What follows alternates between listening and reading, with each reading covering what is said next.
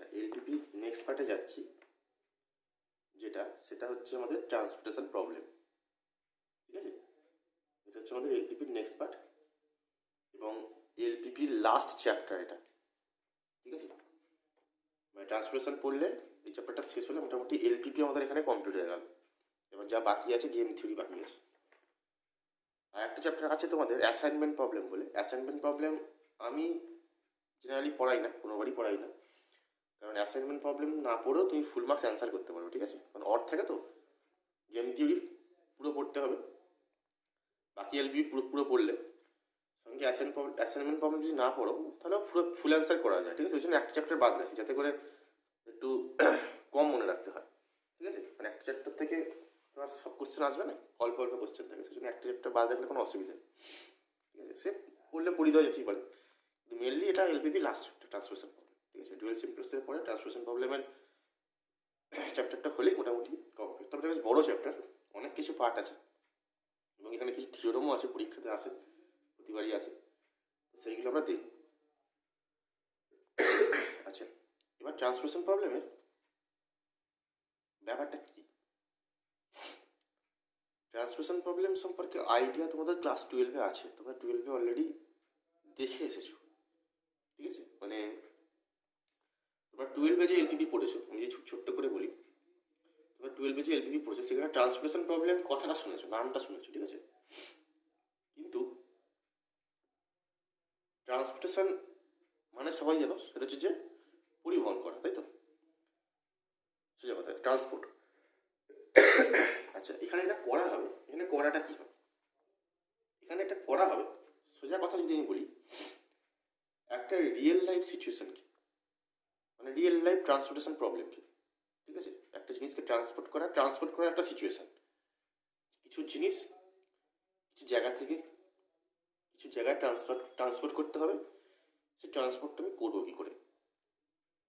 ঠিক আছে, সেই ট্রান্সপোর্টেশন প্রবলেমটা তোমাকে দেওয়া থাকবে, প্লাস প্রবলেমটাকে আমরা ম্যাথমেটিক্যালি ফর্মুলেট করবো। ঠিক আছে, প্রবলেমটাকে আমরা ম্যাথমেটিক্যালি ফর্মুলেট করবো কিসে, এলপিপিতে।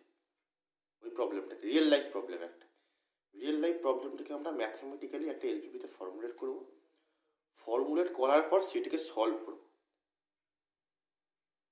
ঠিক আছে, এই হচ্ছে আমাদের কাজ। এখন প্রশ্ন হচ্ছে যে সলভ তো করবো, সলভটা করবো কি, মানে সলভ কি করলেই বলবো যেটা সলভ হয়ে গেল। ঠিক আছে, সলভ করার ব্যাপারটা কি, ব্যাপারটা আমি একটা এক্সাম্পল দিয়ে বোঝাচ্ছি যে ট্রান্সফরমেশন প্রবলেম জিনিসটা অ্যাকচুয়ালি কী হবে, মানে রিয়েল লাইফ সিচুয়েশনের সঙ্গে আমার এই জিনিসটা চ্যাপ্টারটার সম্পর্ক। হ্যাঁ, মানে কোথায় কাজে লাগবে, রিয়েল লাইফের মধ্যে অ্যাপ্লিকেশন আছে, আমি সেই জিনিসটা একটুখানি বলি। ঠিক আছে, ধরো আমি তোমাদের নোটে দেখবে এলপিপি একটা এলপি বলছি ট্রান্সফরমেশন প্রবলেমের স্ট্রাকচার লিখেছি। ঠিক আছে, ট্যাবুলার ফর্মটা লিখেছি, টেবিল করে একটা ফর্ম লিখেছি। আমি একে প্রথমে বলি যেটা কি আছে। ধরো একটা কোল ফ্যাক্টরি আছে। ঠিক আছে, কোল ফ্যাক্টরি আছে, এরকম কোল ফ্যাক্টরি আমি একটা রিয়েল লাইফ এক্সাম্পলকে ট্রান্সফরমেশন প্রবলেমের সঙ্গে কম্পেয়ার করছি, কী করে তৈরি হচ্ছে, ট্রান্সফরমেশন প্রবলেম তৈরি কী করে হয়। ঠিক আছে, কোল ফ্যাক্টরিটা কীরকম, বলছি কোল ফ্যাক্টরিতে হলো এমখানা অরিজিন আছে। এমখানা অরিজিন মানে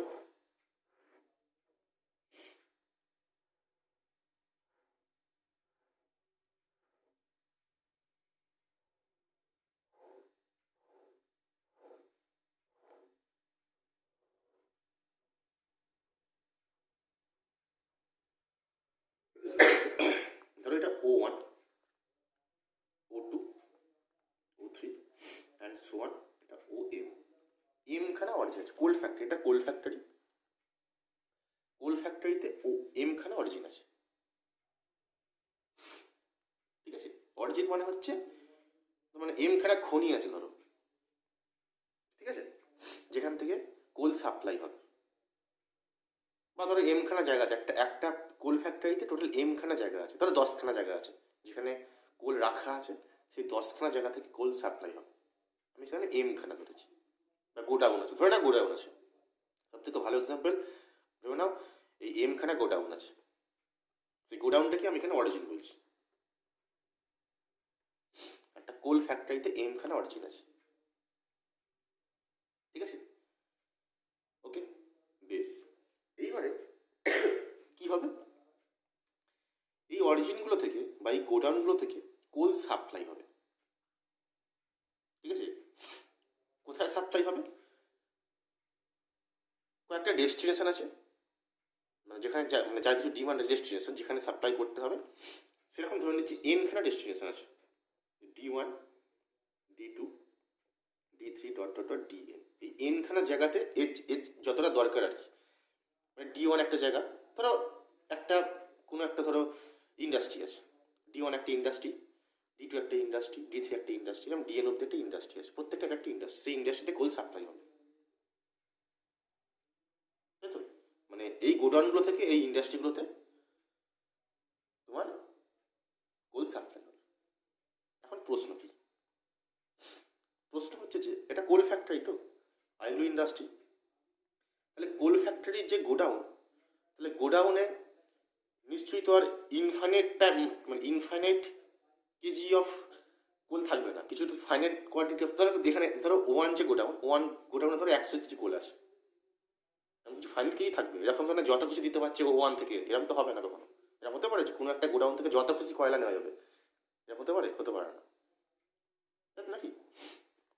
একইভাবে এই যে D1 যে ইন্ডাস্ট্রি, এই D1 ইন্ডাস্ট্রি একটা ডিমান্ড আছে যে আমার এত কেজি, যে আমার 90 কেজি লাগবে, কি 100 কেজি লাগবে, কি 80 কেজি লাগবে, এরকম একটা ডিমান্ড আছে নাকি? এরকম তো না যে আমার ইনফাইনাইট লাগবে, এরকম তো হতে পারে না কখনো, তাই না? সুতরাং প্রত্যেকটা যে ইন্ডাস্ট্রি আছে, প্রত্যেকটা ইন্ডাস্ট্রির যে কোলের ডিমান্ড সেটা ফাইনাইট। পরিষ্কার হয়েছে? বেশ। এইবারে ধরে নিচ্ছি তাহলে আমার এতগুলো অরিজিন, মানে এতগুলো গোডাউন আর এতগুলো ইন্ডাস্ট্রি। এইবারে কোল ফ্যাক্টরির যে O1 গোডাউনটা আছে, সেই O1 গোডাউনে আমি ধরে নিচ্ছি A1 কেজি কোল আছে, ঠিক আছে? এই O1 এর কোল আছে A1 কেজি, মানে O1, এই O1 ম্যাক্সিমাম সাপ্লাই করতে পারবে A1 কেজি, তার বেশি সাপ্লাই করতে পারবে না, তাকে বন্ধ করে দিতে হবে O1 কে। একইভাবে O2 তে ধরে নিচ্ছি A2 কেজি কোল আছে, ঠিক আছে? একইভাবে O3 তে ধরে নিচ্ছি A3 কেজি কোল আছে, একইভাবে dot dot dot OM KG কোল আছে, AM কেজি কোল আছে OM গোডাউনটাতে। বোঝা গেছে?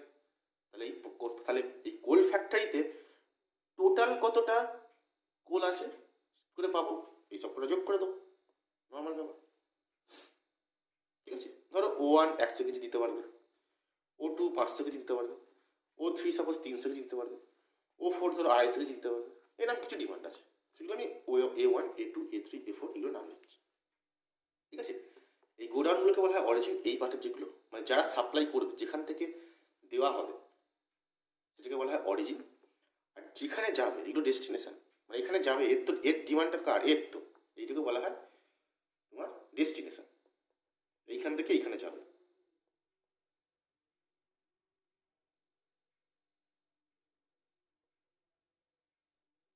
ডেস্টিনেশন, ঠিক আছে? ডেস্টিনেশন, তো অরিজিন থেকে ডেস্টিনেশনে যাবে, তাহলে এইগুলো তার অ্যাভেলেবেল কোয়ান্টিটি। O1 এ আছে A1 কেজি, O2 তে আছে A2 কেজি, O3 তে আছে A3 কেজি, এইভাবে OM এ আছে AM কেজি। বুঝা গেছে? এইবার আসছি এই যে ইন্ডাস্ট্রিগুলো প্রত্যেকটা লাগবে কতটা। D1 বলছে আমার লাগবে B1 কেজি, বুঝা গেছে? D2 বলছে আমার লাগবে B2 কেজি লাগবে, D2 ইন্ডাস্ট্রিতে B2 কেজি কয়লা লাগবে, কোল লাগবে। D3 বলছে আমার লাগবে B3 কেজি, D4 বলছে একইভাবে B4 কেজি, এইভাবে DN বলছে BN কেজি।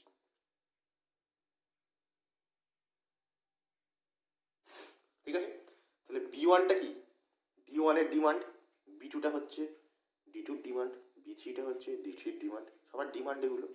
সেই জন্য এই যে ভ্যালুগুলো B one B two B N, এই সবগুলোকে বলা হয় ডিমান্ডস। দেখবে আমি নামটা ওই জন্য ডিমান্ডস লিখেছি তোমাদের নোটে, এগুলোকে হচ্ছে ডিমান্ডস বলা হয়, ঠিক আছে। আর A one A two A three A M এগুলোকে বলা হয় রিকোয়ারমেন্ট, ঠিক আছে। যেগুলো লিখেছিলাম এগুলোকে রিকোয়ারমেন্ট বলে, এগুলোকে ডিমান্ডস বলে। কিছু কাজে লাগবে না, যে টার্মটা মনে রাখবে। এই অবধি clear? O one O two O M এর এইগুলো আছে, D one D two D N এর এইগুলো লাগবে। পরিষ্কার হয়েছে? ভালো কথা। এইবার প্রশ্ন, তাহলে কার কি লাগবে আর কার কি আছে আমি জেনে গেলাম। বেশ, এইবার সাপ্লাইটা করতে হবে, ঠিক আছে। এবার বক্তব্য, সাপ্লাইটা করবো কি করে। আচ্ছা, বলছে ও ওয়ান ডি ওয়ানকে সাপ্লাই করবে, ঠিক আছে। ডি ওয়ানে লাগবে হচ্ছে বি ওয়ান খানা, ঠিক আছে, মানে বি ওয়ান কেজি লাগবে। তাহলে ডি ওয়ান নেবে কোথা থেকে, যার থেকে খুশি নিতে পারে, ঠিক আছে। কিন্তু নেওয়ার শর্ত আছে, কিরকম শর্ত বলছে, ডি ওয়ান যদি ও ওয়ানের কাছ থেকে 1 কেজি কোল নেয়, 1 কেজি, মানে পার ইউনিট কেজিতে ডি ওয়ান ওয়ান থেকে 1 কেজি কোল নিচ্ছে। ডি ওয়ান যদি ও ওয়ান থেকে, মানে ডি ওয়ান ইন্ডাস্ট্রি যদি ও ওয়ান গোডাউন থেকে 1 কেজি কোল নেয়, তাহলে ডি ওয়ানকে ওয়ানের জন্য C11 টাকা ট্রান্সপোর্টেশন কস্ট দিতে হবে। বুঝা যাচ্ছে কি বলছি? ডি ওয়ান যদি 1 কেজি কোল নেয় ও ওয়ান থেকে, তাহলে তাকে পার কেজির জন্য C11 টাকা দিতে হবে, পার কেজির জন্য, ঠিক আছে। ডি ওয়ান যদি ও টু থেকে নেয়, তাহলে C21 টাকা দিতে হবে পার কেজির জন্য। ডি ওয়ান যদি ও থ্রি থেকে নেয়, তাহলে C31 টাকা দিতে হবে পার কেজির জন্য। ডি ওয়ান যদি ও ফোর থেকে নেয়, একইভাবে C14 টাকা দিতে হবে। এইভাবে করতে করতে ডি ওয়ান যদি ও এম থেকে নেয়, তাহলে CM1 টাকা দিতে হবে পার কেজির জন্য, ঠিক আছে। একইভাবে ডি টু যদি ও টু থেকে নেয়,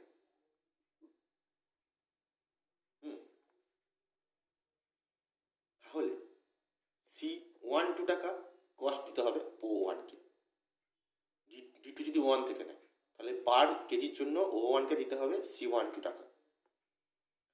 একইভাবে ডি টু থেকে যদি ও টু থেকে নেয়, দিতে হবে C22 টাকা। ও থ্রি থেকে নিলে C23 টাকা। এইভাবে করে করে CM2 টাকা দিতে হবে। বোঝা গেছে? একইভাবে ডি থ্রির জন্য, ডি থ্রি যদি ওয়ান থেকে নেয় C13 টাকা, এখানে থেকে নিলে C23 টাকা, এখান থেকে নিলে C33 টাকা, করে করে CM3 টাকা দিতে হবে। বোঝা গেছে? একইভাবে D4 আছে, D3 AM সব আছে, এম করে করে DN যদি ওয়ান থেকে নেয়, তাহলে C1N টাকা দিতে হবে। O2 থেকে নিলে C2N টাকা দিতে হবে, C3N টাকা দিতে হবে, করে করে CN টাকা দিতে হবে যদি OM থেকে নেয়। বুঝা গেছে? পার কেজিতে, ঠিক আছে, সব কিন্তু পার কেজিতে, মানে পার ইউনিট মাসের জন্য, পার ইউনিটে এত টাকা দিতে হবে। এই যে ভ্যালুগুলো দেওয়া আছে সব পার ইউনিটে, কিন্তু 1 কেজির জন্য। আমি এখানে কোল বলে কেজিতে করছি জিনিসটা, একটা অঙ্ক, একটা পার্টিকুলার অঙ্কের জন্য করছি, আমি কোল ফ্যাক্টরি কাজ করছি, আমি কেজিতে বলছি। বুঝে গেল? বেশ, এইবার আমাকে বলো, এই হচ্ছে গল্প, এই হচ্ছে তোমার প্রবলেম, ঠিক আছে। এইবার আমাকে কি করতে হবে, এটা এইভাবে আমার গিভেন ডাটা দেওয়া আছে। এইবার যেটা করতে হবে সেটা হচ্ছে যে প্রত্যেকটা ইন্ডাস্ট্রির ডিমান্ডকে আমাকে ফিল আপ করতে হবে। প্রত্যেকটা ইন্ডাস্ট্রির ডিমান্ড আমাকে ফিল আপ করতে হবে। বুঝা গেছে? প্রত্যেকটা যেমন কি D1 এর ডিমান্ড B1, এর ডিমান্ড B2 সবাইকে কিন্তু ফিল আপ করতে পারে হবে। ওকে, এটা হচ্ছে আমার লক্ষ্য। এইবারে এই সিচুয়েশানে আমার বক্তব্য, এবার এই সিচুয়েশানে প্রত্যেকটা industry D1, D2, D3, DN কি করবে? তোমাদের বক্তব্য কি? এই যদি সিচুয়েশান ক্রিয়েট থাকে, প্রত্যেকটা ইন্ডাস্ট্রি যে কোল নেবে, কিনবে, সেটা কিভাবে কিনবে? খুব বেসিক কথা, যদি খুব বেসিক আইডিয়াই যদি ভাবো যে কিভাবে কিনবে। তোমার যদি কোল ফ্যাক্টরিটা থাকে বা তোমার যদি ইন্ডাস্ট্রিগুলো হয়, তুমি কী করে কিনবে? যদি এরকম যদি ব্যাপার হয়, অবশ্যই সেখান থেকেই কিনবে যেখানে কম দাম পাবে, খুব নর্মাল ব্যাপার, তাই তো? তাহলে আমার প্রশ্ন কি? তাহলে প্রশ্ন হচ্ছে, এই যে D1 ইন্ডাস্ট্রি আছে, তাহলে D1 কোত্থেকে কিনবে? D1 সেখান থেকে কিনবে, সেই গোডাউন থেকে কিনবে যে গোডাউন থেকে সাপ্লাই নিতে কম খরচ হচ্ছে, তাই তো? এখানে D1 এর কস্ট কী কী লাগছে? এতগুলো কস্ট লাগছে, তাহলে ও দেখবে যে সবচেয়ে কম কস্ট যেখানে, আমি সেখান থেকে কিনবো, সেই গোডাউনটা থেকে কিনবো, তাহলে আমার সুবিধা হবে। আমার ধরো আমার লাগবে কত? আমার B1 কেজি লাগবে, তাহলে B1 কেজি আমার লাগবে, তাহলে যেখান থেকে কম দাম পাবো সেখান থেকে কিনবো। কিন্তু একটা প্রশ্ন আছে, কিরম প্রশ্ন? ধরো D1 লাগবে হচ্ছে 200 কেজি, ফর এক্সাম্পল। D1 থেকে সব থেকে কম কস্ট নিচ্ছে O3, ফর এক্সাম্পল, কিন্তু O3 দিতে পারবে ধরো 100 কেজি, এমন হতে পারে। তখন কি হবে? তাই না? মানে সবচেয়ে কম কস্ট যে নিচ্ছে সে তো পুরো ডিমান্ড ফিল আপ নাও করতে পারে। তখন তাহলে কি হবে? তখন তাকে অন্য কোনো জায়গা থেকে বেশি দাম দিয়ে কিনতে হবে, তার পরের দামটা দিয়ে কিনতে হবে, তাই তো? তখন তাকে অন্য কোনো দাম, মানে ধরো সবচেয়ে কম কস্টের পরে তার থেকে একটু বেশি যে কস্টটা আছে, সেই কস্ট দিয়ে অন্য কোনো অরিজিন থেকে কিনতে হবে, ধরো C2 থেকে O2 থেকে কিনতে হবে, বাকিটা কিনতে হবে। সেখানে যদি ফিল আপ না হয়, ধরো এবার ধরো O2 দিতে পারবে 50 কেজি, ফর এক্সাম্পল, ঠিক আছে? তাহলে কত হলো? তাহলে 100 প্লাস 50 মানে 150 কেজি ফিল আপ হলো। তাহলে আরও 50 কেজি কী করবে? আর তার থেকে একটু বেশি যে আছে, তারপরের যে বেশিটা আছে তার থেকে নেবে, ধরো সাপোজ O4 থেকে আছে, এখান থেকে কিনবে বাকি 50 কেজি, তবে ডিমান্ডটা ফিল আপ হবে, তাই তো নাকি? সুতরাং যার যতটা ডিমান্ড, পুরোটাই কিন্তু কম অরিজিন, যার সবচেয়ে কম কস্ট, সেই অরিজিন ফিল আপ না করতে পারে। বুঝা যাচ্ছে? তো এইভাবে সবকটা ইন্ডাস্ট্রি তার ডিমান্ডকে ফিল আপ করবে, ক্লিয়ার? এবং আমাদের লক্ষ্য হচ্ছে, মানে এখানে লক্ষ্য হচ্ছে কি, এই ইন্ডাস্ট্রিগুলো যে সবাই সবার ডিমান্ডও ফিল আপ করবে, সবাই সবার ডিমান্ড ফিল আপ করে দেবে, এবং O1, O2, OM যতগুলো অরিজিন আছে সবার গোডাউনও খালি হয়ে যাবে, ঠিক আছে? ভালো করে শুনবে, সবাই নিজের ডিমান্ড ক্লিয়ার করবে, মানে যার যার ডিমান্ড পুরোটাই ফিল আপ করে নেবে, এটাও হবে, সাথে সব পুরো গোডাউনটাও খালি হয়ে যাবে। তার মানে কি? তাহলে গোডাউনও খালি হবে, আবার ডিমান্ডও ফিল আপ হবে। তার কন্ডিশন কি? তার কন্ডিশন হচ্ছে, ভালো করে ভাবো, এই টোটাল ডিমান্ড যা আর টোটাল রিকোয়ারমেন্ট যা সেটা সেম হবে, তবে তো ফিল আপ হবে। এটা ধরো O1, O2, OM সব মিলিয়ে সাপোজ 1000 কেজি সাপ্লাই করতে পারবে সবাই মিলে, আর এদের টোটাল লাগছে 1000 কেজি, তবেই তো বলতে পারবে যে এদের যা ডিমান্ড সেইটা ইকুয়াল টু গোডাউনের কোয়ান্টিটি। বোঝা যাচ্ছে কি বলতে চাইছি? সাপোজ টোটাল লাগবে 1000 কেজি, তাহলে 1000 কেজি তার মানে কি, মানে গোডাউন সবকটা গোডাউন মিলে 1000 কেজি কোল আছে, আর সবকটা ইন্ডাস্ট্রিও লাগবে 1000 কেজি, তবে আমি বলতে পারবো যে এদের ডিমান্ডও ফিল আপ হবে, আর কোনো অরিজিনে কিছু কোল থাকবে না, অরিজিনও খালি হয়ে যাবে, ঠিক আছে? এটা হচ্ছে ফাইনাল লক্ষ্য, অরিজিনও খালি হবে, ডিমান্ডও ফিল আপ হবে। কিন্তু টোটাল যে ট্রান্সপোর্টেশন কস্ট, মানে কোন শর্তে ফিল আপ হবে, এটা খালি হবে, এটা ফিল আপও হবে, কিন্তু কোন শর্ত হচ্ছে এটাই, টোটাল যে ট্রান্সপোর্টেশন কস্ট, টোটাল, মানে ধরো D1 তো, যেমন D1 কিনলো এইভাবে, কিছু নিল O1 থেকে O2 থেকে, কিছু নিল O3 থেকে, কিছু নিল O4 থেকে, কারণ ও সাপ্লাই নেই ওখান থেকে পুরোটা, সেই জন্য অর্ধেক অর্ধেক করে কিনতে হলো। তাহলে আমি দেখলাম যে D1 এর ট্রান্সপোর্টেশন কস্ট কিছু একটা লাগলো, ধরো কিছুটা খরচ হলো, যে খরচটা হলো একইভাবে D2 কিছু খরচ হবে, একইভাবে D3 কিছু খরচ হবে, একইভাবে D4 এর কিছু খরচ হবে, এইভাবে DN এর সবার খরচ হবে, প্রত্যেকের খরচ হবে। আমাদের লক্ষ্য হচ্ছে এই টোটাল খরচটা কতটা মিনিমাইজ করা যায়, সেই মিনিমাইজ ভ্যালুটা আমাকে বের করতে হবে। সবচেয়ে মিনিমাইজ কত দাম দিয়ে এই গোটা ডিমান্ডকে ফিল আপ করা যায়, এইটা হচ্ছে আমার এই চ্যাপ্টারের আসল লক্ষ্য। বুঝতে পারা গেছে? আমাদের আসল লক্ষ্য হচ্ছে এই যে কস্টটা এইভাবে নিচ্ছি, এইভাবে সবচেয়ে মিনিমাম কোন কস্ট দিয়ে আমার এই প্রত্যেকটা ইন্ডাস্ট্রি, টোটাল ইন্ডাস্ট্রি সব ডিমান্ড ফিল আপ করা যায়। বোঝা যাচ্ছে এবার রিয়েল লাইফ সিচুয়েশনের সঙ্গে কীভাবে সম্পর্ক আছে ট্রান্সপোর্টেশন প্রবলেমের। মানে আমার সব ডিমান্ড ফিল আপ হবে কিন্তু আমার ট্রান্সপোর্টেশন কস্ট মিনিমাম লাগবে। মানে পরিবহন খরচটা কম দিয়ে কত কম খরচ করে আমি এই সব কটা ডিমান্ড ফিল আপ করতে পারি।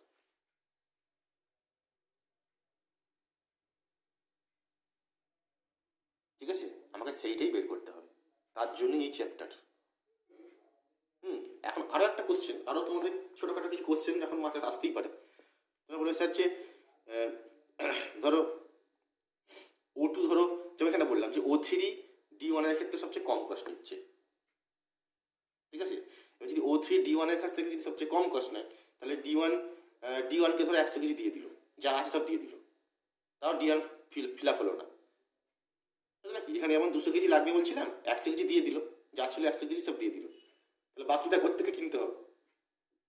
বাকিটা তোমার অন্য কোনো জায়গা থেকে কিনতে হবে। ঠিক আছে, আবার D2 যদি নেয়, ধরো D2 তো তার মানে O3 থেকে নিতে পারবে না, কারণ O3 তো D1কে সব দিয়ে দিয়েছে,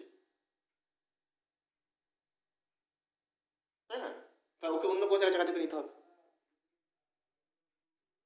ঠিক আছে, সুতরাং কি ব্যাপারটা কিন্তু ওটা সহজ নয় যে যতটা সবচেয়ে কম জায়গা থেকে আমি নিয়ে নেবো, যে সবচেয়ে কম দাম দিচ্ছে তার থেকে নিয়ে নেবো।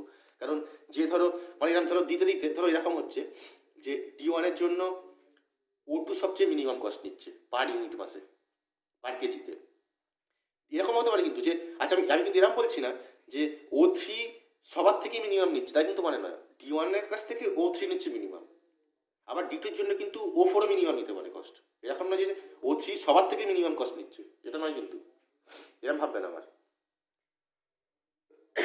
সেটা বাই ডিমান্ড হতে পারে কিন্তু এরকম মাস্ট নয় কিন্তু ব্যাপারটা, আমি এটা বলতে চাইছি।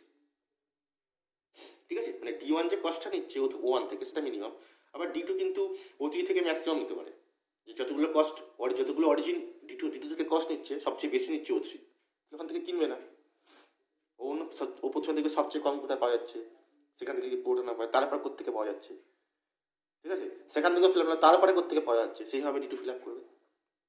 তাহলে কি এক একটা ইন্ডাস্ট্রির কেনার ধরন এক এক রকম, এক একটা অরিজিন এক একটা গোডাউন থেকে কিনবে, তাই তো? সুতরাং ব্যাপারটা তো সহজে যাবে না।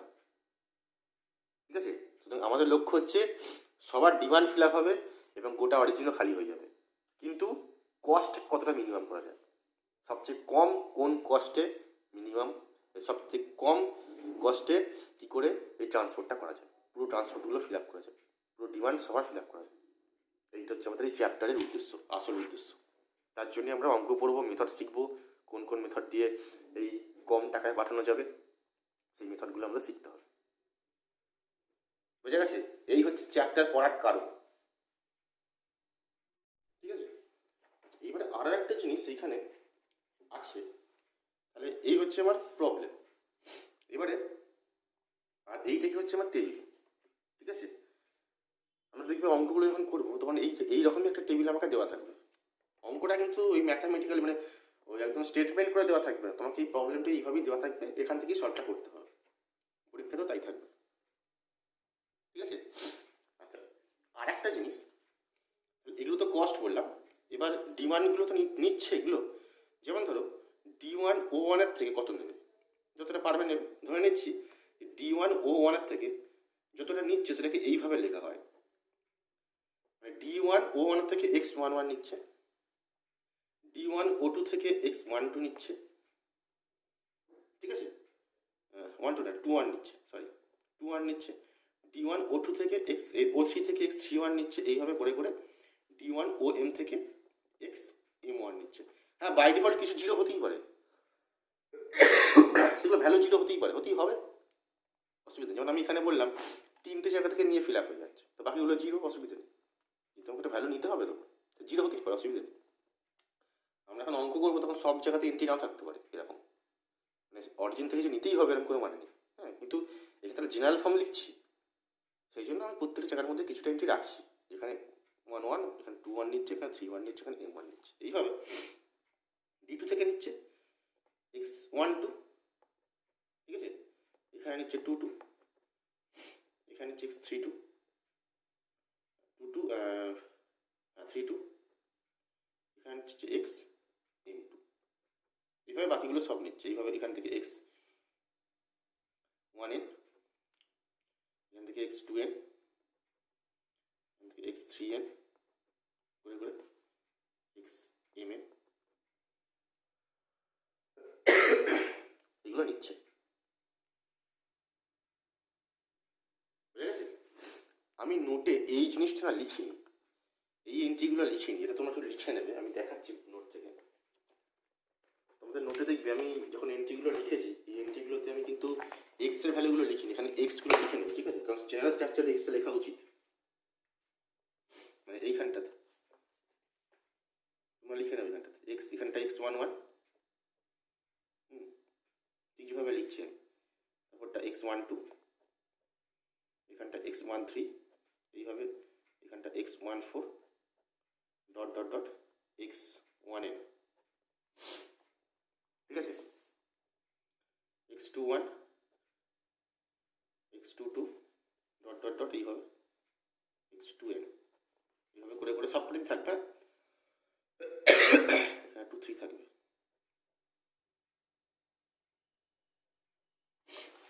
ওকে, এইভাবে x3 1, x3 2, x3 3, x3 4 করে করে x3m, ওকে, লাস্টে এখানে xm1, xm2 dot dot dot xmn, সবকটি থাকবে।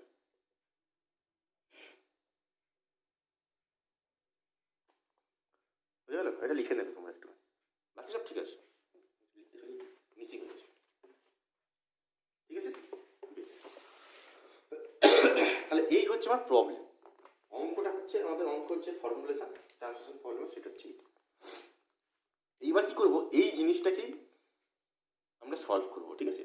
এবং এটা একটা এলপিপি স্ট্রাকচার, ঠিক আছে? এটাকে এলপিপি যদি পুট করি, তাহলে এলপিপি ফর্মটা হবে, আমি কিন্তু ডেফিনেশন এই জিনিসটা কিন্তু প্রথমে লিখেছি, তোমাদের প্রথম পেজে যেটা লেখা আছে আমি দেখিয়ে দিচ্ছি, তবু আমি কিন্তু এই জিনিসটাই লিখেছি, ঠিক আছে? এটা তখন বললাম আর কি। এবারে এলপিপি ফর্ম যদি বলো, দেখো এলপিপিতে কী করতে হবে তাহলে, যে আমার টোটাল যে কস্ট, তাহলে দেখো এ এখান থেকে নিচ্ছে x1 1 d1, এখান থেকে নিচ্ছে x2 1, তাহলে টোটাল কত নিচ্ছে, টোটাল কস্ট কত হচ্ছে পুরো প্রবলেমে, পুরো প্রবলেম দেখো পার ইউনিটের জন্য লাগছে C11, এখান থেকে আমি যদি প্রথমটাই কনসিডার করি, D11 থেকে পার কেজিতে নিচ্ছে C11 টাকা, তাহলে নিয়েছে কত x1 1, তাহলে টোটাল কত লাগছে, তাহলে এইটা ইন্টু এইটা,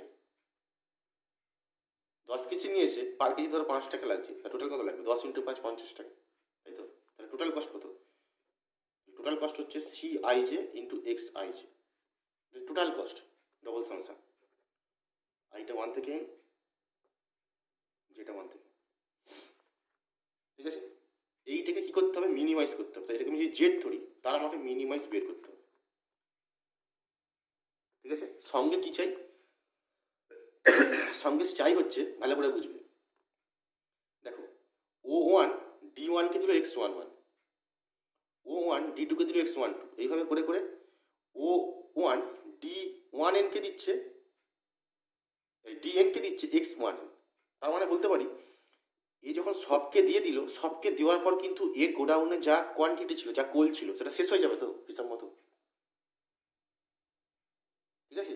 তার মানে কি, এ যত দিচ্ছে, যা দিয়েছে টোটাল, যা সাপ্লাই করেছে, সেই সবকটা পুরো সাপ্লাইয়ের সামটা এই A1 এর সঙ্গে সমান হওয়ার কথা। কেন সমান হওয়ার কথা, কারণ আমি বলেছিলাম যে আমাকে ডিমান্ডও ফিল আপ করতে হবে, অরিজিনাল খালি হতে হবে, তার মানে কি এর যত সাপ্লাই আছে, টোটাল সাপ্লাইয়ের সামটা নিশ্চয়ই A1 হবে।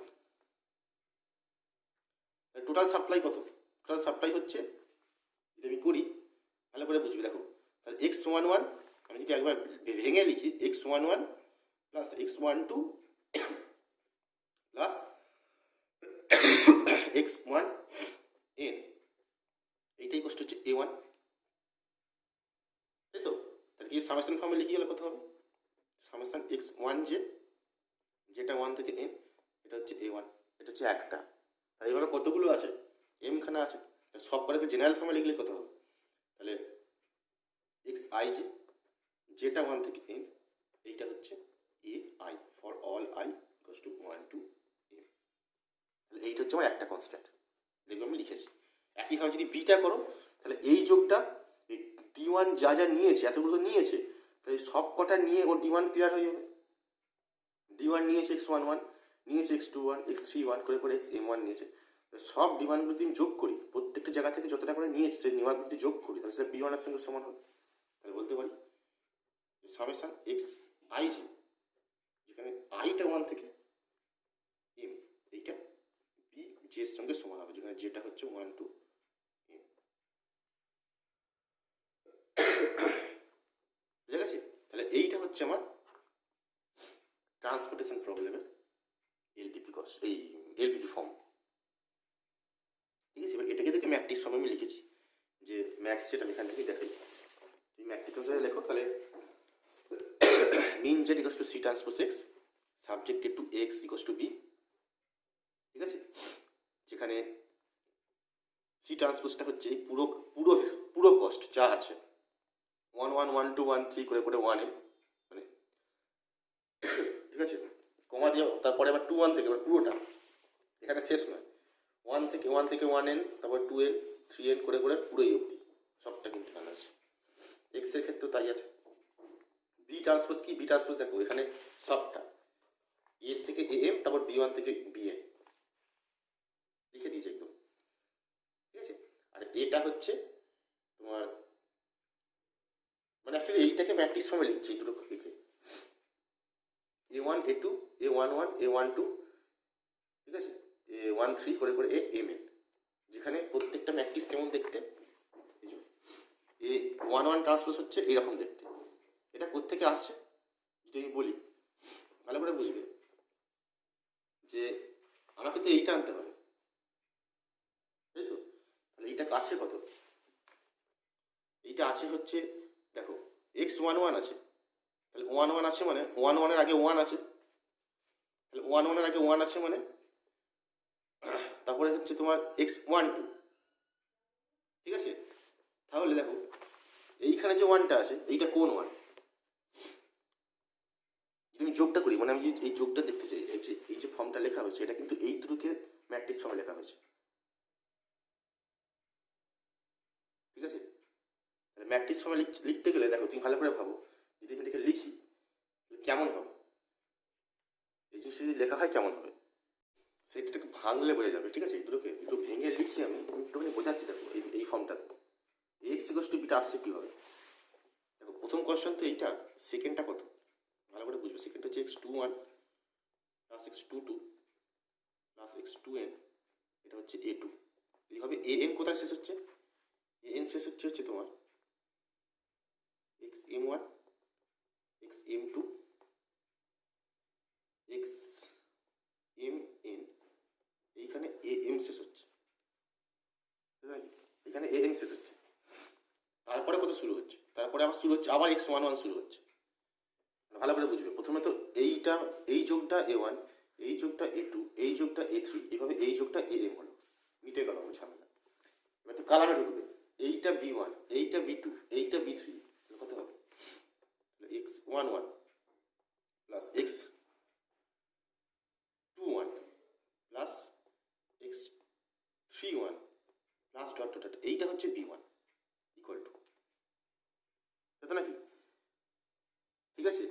বেশ, এইবার তুমি এইভাবে এই অঙ্ক করতে, তাহলে এক তারপরটা হচ্ছে x12 প্লাস x22, এইভাবে করে করে এটা b2 হচ্ছে।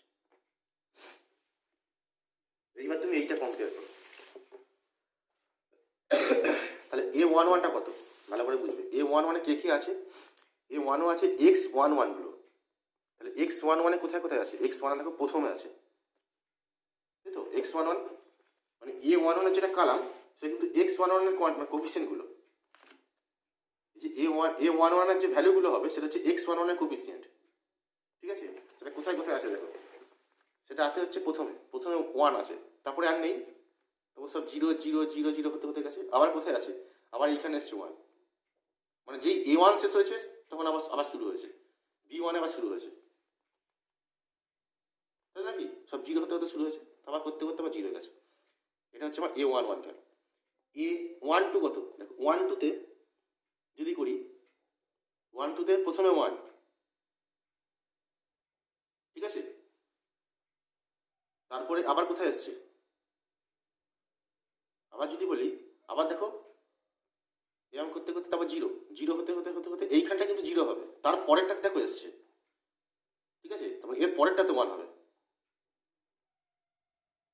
এবার এটা হচ্ছে 1 2, এইভাবে জিনিসটা তৈরি হয়েছে। সেই এবার এইটাকে আমি ট্রান্সপোজ করে লিখেছি, এটাকে ট্রান্সপোজ করে এইভাবে লিখেছি, বুঝে গেছে। 1 0 0 0 আবার 1 আসে, তখন সব 0 আবার লাস্টে গিয়ে 0, ওই যে এইটাকে আমি এই জিনিসটাকে আমি ট্রান্সপোজ করে লিখেছি, ঠিক আছে। মানে এই a11 এর যে এন্ট্রি, a11 যে এন্ট্রিগুলো হচ্ছে সেটা হচ্ছে x11 এর কোফিসিয়েন্ট, একইভাবে মানে এই সব পুরো পুরো যোগটাতে x11 এর কোফিসিয়েন্ট, এইভাবে 1 2টা হচ্ছে x12 এর কোফিসিয়েন্ট, x13 এর কোফিসিয়েন্ট হচ্ছে a13, কোফিসিয়েন্ট করে যেটা হবে তার ট্রান্সপোজটা হচ্ছে এই কালাম ভেক্টরগুলো, বুঝা গেছে। এই হচ্ছে ম্যাট্রিক্স ফর্ম, জাস্ট মনে রাখবে, এটা অত কিছু কাজে লাগবে না। ম্যাট্রিক্স ফর্ম, ট্রান্সপোজিশন প্রবলেম, এটা হচ্ছে ম্যাট্রিক্স ফর্ম আছে, ঠিক আছে। তোমরা জেনারেলি এই ফর্মটাই মনে রাখবে। আমি যখন থিওরেম পড়াবো, থিওরেমে প্রুফ টুপ করবো, তখন আমাদের এই এলপিপি ফর্মটাই কাজে লাগবে, ম্যাট্রিক্স ফর্ম জেনারেলি কাজে লাগে না, কিন্তু এইটা হচ্ছে আমাদের ট্রান্সপোজিশন প্রবলেমের এলপিপি ফর্ম, বুঝা গেছে। তাহলে এই হচ্ছে আমার ডেফিনেশন গেল, ট্রান্সপোজিশন প্রবলেমের ডেফিনেশন। এইবার কাজ হচ্ছে ওই মিনিমাম কস্ট, যেটা আমি বলছিলাম যে মিনিমাম কস্টে কত মিনিমাম কস্ট করে এটা পাঠানো যায়, ওই মিনিমাম কস্টটা আমাদেরকে বের করতে হবে, ঠিক আছে। সেইটা কী করে করবো, সেটা একটা বিশাল বড় প্রসেস, অনেক বড় প্রসেস, সেটা আমি দুটো ক্লাসে করাবো। আজকে যেটা তোমাদের দেখিয়েছি নোটে, সেটা তার অর্ধেক পার্ট দেখিয়েছি, ঠিক আছে। তো সেইটা বের করতে গেলে মানে ওই যে মিনিমাম কস্টটা বের করতে গেলে আমাকে দুটো পার্টে অঙ্কটা করতে হবে। প্রথম পার্ট যেটা, সেটা হচ্ছে যে আগে একটা ইনিশিয়াল বেসিক ফিজিবল সলিউশন বের করতে হবে, এটা প্রথম কাজ। তারপর সেখান থেকে অপটিমাল সলিউশন বের করতে হবে, অপটিমাল মানে মিনিমাম সলিউশনটা, মানে মিনিমাম কস্টটা বের করতে হবে, বুঝে গেল। তো আজকে যেটা শিখবো সেটা হচ্ছে যে ইনিশিয়াল বেসিক ফিজিবিলিটি, মানে ইনিশিয়াল কস্টটা তুমি পাবে কী করে, ঠিক আছে, সেইটা আজকে শিখবো। তার আগে কিছু কথা বলি। প্রথম কথা, আমাকে এটা দেখতে হবে, যেটা জানতে হবে, এই যে অরিজিনগুলো থেকে ডেস্টিনেশনে সাপ্লাই যাচ্ছে, এই যে গোডাউনগুলো থেকে ইন্ডাস্ট্রিতে সাপ্লাইগুলো যাচ্ছে, সাপ্লাইগুলো কতভাবে যেতে পারে এটা আগে আমাকে বলো। মিনিমাম প্রশ্ন ছেড়ে দাও, এখন মিনিমাম প্রশ্ন আমি আসছি না, কতভাবে যেতে পারে, অনেকভাবে যাওয়া যেতে পারে। মানে আমি বলছি কস্ট নিয়ে আমার কোনো চিন্তা নেই, আমি বাই ডিফল্ট ধরে নিচ্ছি যে আমার টাকা পয়সা নিয়ে কোনো চিন্তা নেই, টাকা পয়সা যত কিছু দিতে পারি, কিন্তু আমি কত রকমভাবে যেতে, মানে কত রকমভাবে আমি নিতে পারি, আমার সব ইন্ডাস্ট্রির ডিমান্ড ফিল আপ হবে, আমি কত রকমভাবে নিতে পারি, তার মধ্যে একটা মিনিমাম, যতভাবে নিতে পারি তার মধ্যে তো একটা মিনিমাম,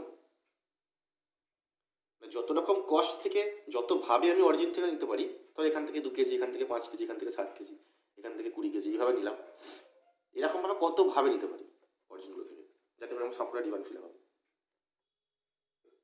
আমি সেইটা বলছি। সেইটা অনেক রকম প্রসেস আছে, উপায় আছে, এবং প্রত্যেকটা উপায়ের জন্য এক এক রকমের কস্ট হবে, বুঝে গেল বলতে চাইছি। আমি সেইটার একটা লিস্ট করি আমি যে কত রকম কষ্ট হতে পারে। ধরা যাক বাই ডিফল্ট যে আমি একটা উপায় করলাম, মানে কিছু কিছু করে নিলাম, দেখলাম যে আমার 5,000 টাকা লাগছে পুরো সাপ্লাইটা নিতে। আমি দেখলাম 5,000 টাকা লাগছে, ঠিক আছে। পুরো ইন্ডাস্ট্রি ফিল আপটা করতে মানে আমি কিন্তু মিনিমাম বলছি না, আমি নিচ্ছি জাস্ট কতভাবে নেওয়া যায়, মানে নেওয়া কতভাবে যায় দেখছি, মিনিমাম প্রশ্ন পড়ে। আমি প্রথমে একভাবে নিলাম, O1 থেকে কিছু নিলাম, O2 থেকে কিছু নিলাম, নিয়ে দেখলাম 5,000 টাকা লাগলো। আবার একবার অন্যভাবে নিলাম, অন্যভাবে নিয়ে দেখলাম যে ধরো 6,000 টাকা লাগলো, বা 6,100 টাকা লাগলো, ঠিক আছে। আরেকভাবে নিলাম, আরেকভাবে নিয়ে দেখলাম 4,900 টাকা লাগলো, ঠিক আছে। এইরকমভাবে যতভাবে নেওয়া যায় আমি সেইটাকে সাজাচ্ছি, যতভাবে নেওয়া যায়। তো দেখা যাক আমি কীভাবে কতগুলোভাবে নেওয়া যায়। ধরে নিচ্ছি আমি এতগুলোভাবে নিতে পারছি, 6,100, 4,900। আমি কিন্তু হ্যাপাজাতলে নিয়েছি, যতগুলো কস্ট আমি পেয়েছি ট্রান্সমিশন কস্ট, আমি সেগুলোকে আমি কি আগে ছোটো থেকে বড় করে সাজাচ্ছি অ্যাসেন্ডিং অর্ডারে, ঠিক আছে। তারপর তো 3,800, তারপর ধরো 3,500, তারপর ধরো 3,400, তারপর ধরো 3,390, তারপর ধরো 3,200, তারপর ধরো 3,100, তারপর ধরো 3,050। ধরো এতগুলো ভাবে আমি সাপ্লাইটা দিতে পারি, এতগুলো ভাবে। আরও হতে পারে আমি এতগুলো নিলাম, যে এতগুলো ট্রান্সমিশন কস্ট দিয়ে পুরো সাপ্লাইটা হতে পারে, ডিমান্ডও ফিল আপ হবে, অরিজিনও খালি হবে। তাহলে আমার লক্ষ্য কি? আমি যে এতক্ষণ বললাম আমার লক্ষ্যটা, আমার লক্ষ্য হচ্ছে মানে এতগুলো, এর থেকে কম হবে না, বেশি হবে না, এতগুলো ধর হয়ে গেছে। এতগুলো ভাবেই আমি সাপ্লাইটা পেতে পারি। তাহলে আমাদের লক্ষ্য কি? আমাদের লক্ষ্য হচ্ছে এইটা বের করা, এটা হচ্ছে অপটিমাল সলিউশন, তাই তো। মিনিমাম কস্ট, আমাদের কাজ হচ্ছে এইটা বের করা। এটা বের করা বহু কাজ, অনেক অনেক কিছু কাজ, ঠিক আছে। আমাকে কাজ হচ্ছে, আমি খুব সহজ করে কিন্তু ব্যাপারটাকে বোঝাচ্ছি, ঠিক আছে, ভালো করে বুঝবে। আমার কাজ হচ্ছে এইটাকে বের করা, ঠিক নাকি। আমি কেন এটাকে বের করা?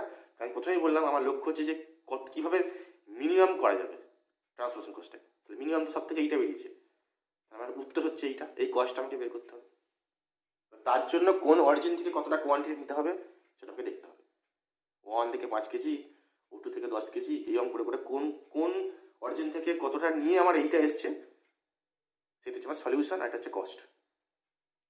ধরো 1 থেকে 5 কেজি নিয়েছো, ঠিক আছে, O2 থেকে 20 কেজি নিয়েছো, তারপর পার থেকে 30 কেজি নিয়েছো, এইভাবে করে করে যেগুলো নিয়েছো এটা হচ্ছে আমার সলিউশন, আর এটা হচ্ছে আমার কস্ট। যেমন এলপিপিতে কী হয়, একটা সলিউশন থাকে, আর জেড বিন বা জেড ম্যাক্স একটা থাকে, এটা হচ্ছে আমার সলিউশন, আর এটা হচ্ছে আমার কস্ট। এইটা আমাকে সলিউশন বের করতে হবে, ঠিক আছে। এটা হচ্ছে আমার অপটিমাল সলিউশন। ওই অপটিমাল সলিউশন বের করার আগে যেটা করতে হবে এটা হচ্ছে পরের কাজ, এটা হচ্ছে 2 নম্বর কাজ। প্রথম কাজ হচ্ছে আমাকে এই অপটিমালটা ছাড়া এই বাকিগুলো যে আছে, মানে যতগুলো ভাবে করা যায়, এই এতগুলো ভাবে বা এতগুলো ওয়ের মধ্যে কোনো একটাকে বের করতে হবে। মানে যতগুলো উপায় আমি ট্রান্সপোর্টটা করতে পারছি তার কোনো একটা উপায় আমাকে আগে বের করতে হবে। ধরা যাক আমি এই উপায়টা বের করছি, পেয়ে গেলাম প্রথম, এইটাকেই বলা হবে ইনিশিয়াল সলিউশন।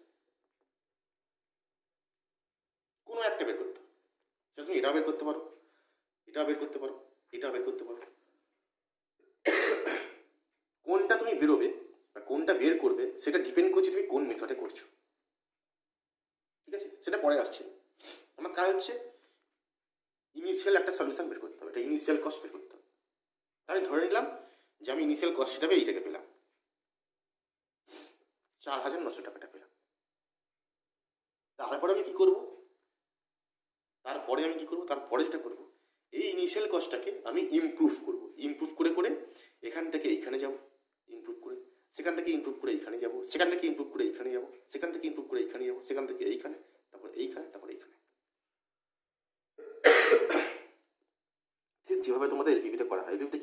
তো এটাই করা হয়। টেবিল করে যে এত যে 6টা 7টা করে টেবিল করো, টেবিল করার উদ্দেশ্যটা কি? সলিউশনটাকে ইমপ্রুভ করা হচ্ছে, তাই তো নাকি? তোমরা যে এলপিপিতে টেবিল করো, ওই টেবিল করার মানেটা কি? সলিউশনটাকে ইমপ্রুভ করা হচ্ছে তো। এখানেও ঠিক তাই। এখানে তোমার সলিউশন হচ্ছে এইটা, আমি অপটিমালের দিকে রিচ করবো। তার জন্য আমাকে একটা ইনিশিয়াল বের করতে হবে, যে যতগুলো উপায়ে ট্রান্সপোর্টটা করা যাবে তার মধ্যে কোনো একটা উপায়কে আমি বের করবো। তাহলে একটা উপায় হচ্ছে এইটা, 4,900 টাকা।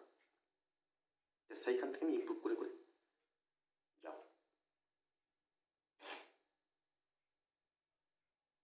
বুঝে গেছে? এই হচ্ছে আমার উদ্দেশ্য। তো আজকে এটা শিখবো যে ইনিশিয়াল সলিউশনটা, এই যে এই সলিউশনটা, সেটা তুমি বের করবে কি করে। এটা আমি পরের দিন শেখাবো, ইমপ্রুভমেন্টটা পরের দিন শেখাবো। আজকে শুধু দেখবো যে ইনিশিয়াল সলিউশনটা তুমি বের করবে কি করে। এই ইনিশিয়াল সলিউশনটা বের করার 5খানা মেথড আছে। এই 5খানা মেথড খুবই ছোটো ছোটো মেথড, তার মধ্যে 5 নম্বর মেথডটা হচ্ছে সবচেয়ে বড় মেথড। এই 5খানা মেথড আমাদেরকে শিখতে হবে। বুঝে গেছে? এই 5টা মেথড আমরা আজকে শিখবো। এই 5খানা মেথডের নাম: north west corner method, column minima method, row minima method, matrix minima method, Vogel's approximation method, বা এটাকে শর্টে ভ্যাম বলে। ঠিক আছে? ভ্যাম বলে, অথবা মেথড অফ পেনাল্টিও বলে। ঠিক আছে? ভোগেলস অ্যাপ্রক্সিমেশন মেথডও বলে, মেথড অফ পেনাল্টিও বলা হয় এটাকে। ঠিক আছে? আমি একটুখানি ঘুরিয়ে লিখে ফেলেছি, সেটা হচ্ছে যে প্রথমে নর্থ ওয়েস্ট কর্নার, তারপরে রো মিনিমা, তারপরে কালাম মিনিমা। অসুবিধা নেই, শেখানোর সময় আমি পরপরে ঘুরিয়েছি, লেখার সময় পরে লিখেছি। North west corner, row minima, column minima, matrix minima, Vogel's approximation. 5খানা মেথড আছে। ঠিক আছে?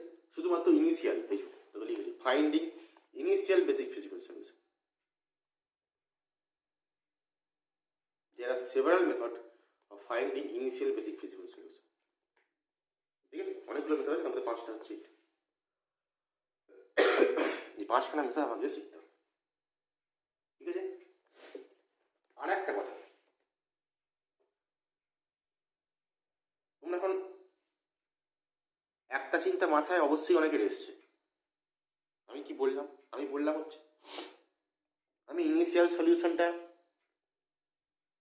বের করবো, আমি 5টা মেথড করাবো, শুরু করছি। তার আগে একটা কথা, একটা ইম্পর্টেন্ট কথা বলার আছে, এটা বলে নিই আগে। আমি বললাম যে এইটা আমার ইনিশিয়াল সলিউশন, মানে এটা তো আমার অপটিমাল, আর এতগুলো পসিবল সলিউশন, তার মধ্যে আমি কোনো একটাকে বের করবো, বের করে সেটাকে ইমপ্রুভমেন্ট করতে করতে অপটিমালের দিকে কনভার্ট করা, মানে অপটিমালের দিকে যাও। ভালো। এখন তোমাদের একটা মাথায় উপস্থিত বুদ্ধি আসছে, একদম কমন কেস। তুমি এখন বলতেই পারো, স্যার তাহলে 4,900 থেকে 4,900 হচ্ছে আমার ইনিশিয়াল সলিউশন, তো সেখান থেকে যদি আমি অপটিমালে যাই তাহলে আমাকে কতবার ইমপ্রুভটা করতে হচ্ছে? 1বার, 2বার, 3বার, 4বার, 5বার, 6বার, 7বার করতে হচ্ছে, বুঝলো নাকি? তাহলে কি উপায়? তাহলে উপায় হচ্ছে যে আমাকে যত কাছাকাছি, অপটিমালের যত কাছাকাছি আমি ইনিশিয়ালটাকে পাবো, তত আমার কাজটা কম হবে। একদম বেসিক কথা, এটা খুব সহজ ব্যাপার। আমি অপটিমালের যত কাছে আমি ইনিশিয়ালটাকে পেতে পারবো, তত আমার কাজটা তো কম হবে, অঙ্ক ছোট হবে, সময় কম লাগবে, তাই নাকি? সেইটা পাওয়ার উপায় কি? তোমরা ধরো অঙ্কটা তোমরা করলে, তো দুজন দুভাবে করলে। কেউ করলে এইখান থেকে শুরু করে ইমপ্রুভমেন্ট করতে করতে যাচ্ছ, আর কেউ একজন করলো এইখানে ইমপ্রুভমেন্টটা, মানে প্রথম এখান থেকে ইনিশিয়াল পেলো, কেউ এইটাকে ইনিশিয়াল করলো। তাহলে যে এইখানে পেলো তার তো অনেক সময় লাগবে যেতে, আর যেইখানে পেয়েছে তাড়াতাড়ি পাবে। ঠিক আছে? তাহলে উপায়টা কি? কি করে আমি কাছাকাছি পেতে পারবো? ঠিক আছে? তার উত্তরটা আমি এই মেথডগুলো পড়ানোর পর দিচ্ছি। আগে আমি 5খানা মেথড দেখাই, তারপর আমি উত্তরটা দিচ্ছি। মেথডটা পড়লে তার উত্তরটা দেওয়া সম্ভব হবে, নাহলে এখন বলাটা ঠিক হবে না। ঠিক আছে? এই কোশ্চেনটা কিন্তু আপাতত রয়ে গেল। এই মেথডগুলো 5খানা শিখিয়ে তারপর আমি উত্তরটা দিচ্ছি। ঠিক আছে। প্রথম আমাদের যেটা মেথড সেটা হচ্ছে নর্থ ওয়েস্ট কর্নার মেথড, ঠিক আছে। পাঁচখানা মেথড, তার মধ্যে প্রথম মেথড হচ্ছে নর্থ ওয়েস্ট কর্নার মেথড। ভালো করে লক্ষ্য করে দেখবে, আমি নোটে আসি, আমি পাঁচখানা মেথডই শিখিয়েছি, দেখিয়েছি, কিন্তু পাঁচখানা মেথডে একই প্রবলেম অঙ্কগুলো, একটা অঙ্কই কিন্তু 5 রকমভাবে করেছি। আশা করি সবাই এটা লেখার সময় নোটিস করেছো। আমি একটা অঙ্কই কিন্তু 5 ভাবে করেছি, যে পাঁচটা মেথডে কিন্তু একটা অঙ্কই সলভ করেছি। এটা করার কারণ আছে। আমি এই অঙ্কটা দেখো নর্থ ওয়েস্ট কর্নারে সলভ করেছি, আবার এই অঙ্কটাই রো মিনিমাতে করেছি, এই অঙ্কটাই ম্যাট্রিক্স মিনিমাতে করেছি, কালা মিনিমাতে করেছি, ঠিক আছে। এটাই ম্যাট্রিক্স মিনিমা করেছি, আর এটা কি ভ্যাম করেছি। প্রশ্ন কেন করেছি, ঠিক আছে। কেনটাই হচ্ছে তোমাদের এই কোশ্চেনটার উত্তর, বোঝা গেল। এবার আসি, আমি একটা প্রবলেমই করে, আমি এই অঙ্কটাই করবো, 5 ধাপেই করবো, ঠিক আছে। কেন করেছি সেটা বলছে, বুঝে যাবে এখান থেকে সব। একটা অঙ্ক করলেই সব বুঝে যাবে, কারণ একটা অঙ্ক করলেই বুঝবে, অনেকগুলো করলে বুঝতে না, বুঝলে আমি একটাই করছি, ঠিক আছে। কারণ অনেকগুলো একসঙ্গে করলে কারণটা জানতে পারতে না। বেশ, আমি প্রথম আগে করি, নর্থ ওয়েস্ট কর্নারটাই করি, আমি লিখছি না কিছু, আমি শুধু অঙ্কটাই দেখাচ্ছি। আচ্ছা, কি এলপিপি দেওয়া আছে, এই ট্রান্সমিশন প্যানেল দেওয়া আছে, দেখো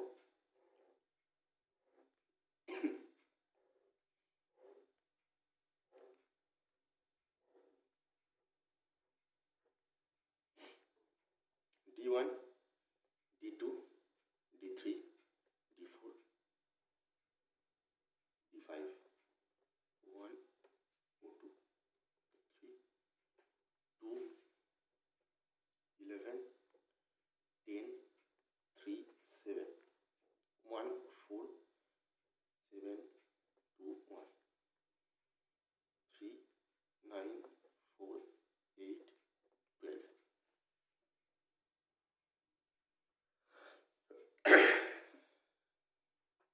বুঝছেন?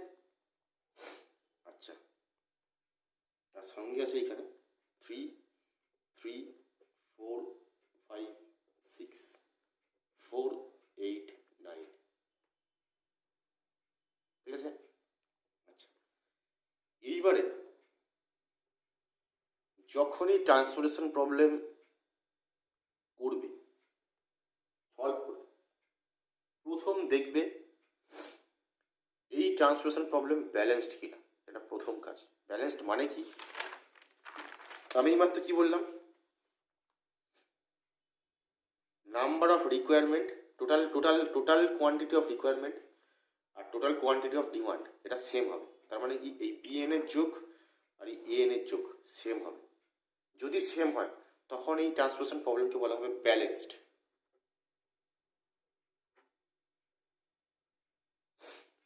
ঠিক আছে। যদি টোটাল নাম্বার অফ ডিমান্ড, আমি লিখেছি নোটে দেখবে, টোটাল নাম্বার অফ ডিমান্ড আর টোটাল নাম্বার অফ রিকোয়ারমেন্ট যদি সেম হয় তখন ট্রান্সফরমেশন প্রবলেমটিকে বলা হয় ব্যালেন্সড। যদি ব্যালেন্সড না হয় তখনও সলভ করা যায়, সেই ট্রান্সফরমেশন প্রবলেমও তোমাদের আছে সিলেবাসে, পড়তে হবে, কিন্তু তার জন্য অন্য মেথড আছে, ঠিক আছে। তো এটা প্রথম চেক করবো, আজকে চাপ করছি সব ব্যালেন্সড করবো, ব্যালেন্সড না হলে কী হবে সে পরে করবো, ঠিক আছে। এটা হচ্ছে ট্রান্সফরমেশন পেলেই সবার প্রথমে চেক করতে হবে, যাই অঙ্ক দিক, সবার প্রথমে চেক করবো এই সামটা আর এই সামটা সেম কিনা। যদি না হয়, যদি হয় তাহলে এই মেথডে হবে, যদি না হয় তার জন্য অন্য মেথড আছে, ঠিক আছে। সেজন্য এখন চিন্তা করার দরকার নেই, না হলে কী হবে সেটা পরের গল্প। আমরা প্রথম দুদিন এখন যা করবো সবই ব্যালেন্সডের, ঠিক আছে। প্রথমে দেখো এ ওয়ানগুলোর যোগ কত, এই আইগুলো যদি যোগ করি এটা পাবে 21, আর বি আইগুলো যোগ করি এটা পাবে 21। প্রবলেম হচ্ছে ব্যালেন্সড।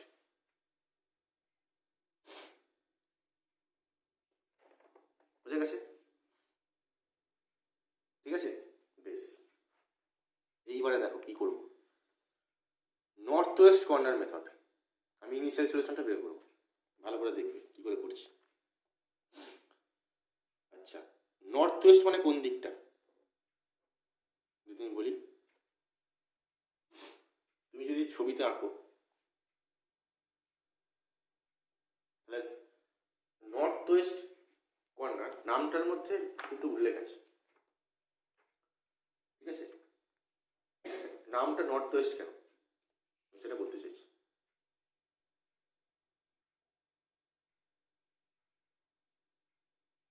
ঠিক আছে, তো নর্থ ওয়েস্ট কোন দিকটা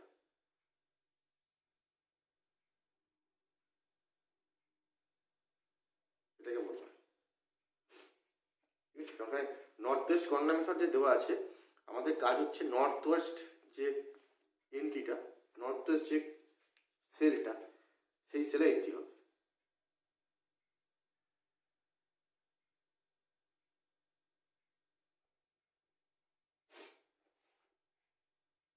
বুঝতে পেরেছো?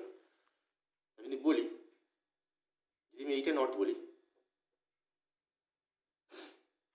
ঠিক আছে, আমার আমার হিসাবে কিন্তু এইটা নর্থ আর এটা হচ্ছে সাউথ।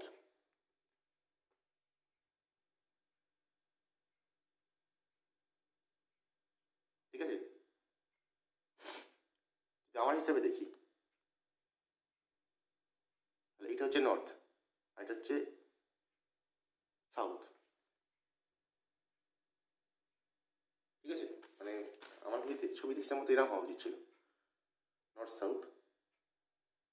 আর এদিকটা হচ্ছে তোমার ওয়েস্ট, এদিকটা হচ্ছে ইস্ট। ঠিক আছে, এদিকটা হচ্ছে ওয়েস্ট, এদিকটা হচ্ছে ইস্ট।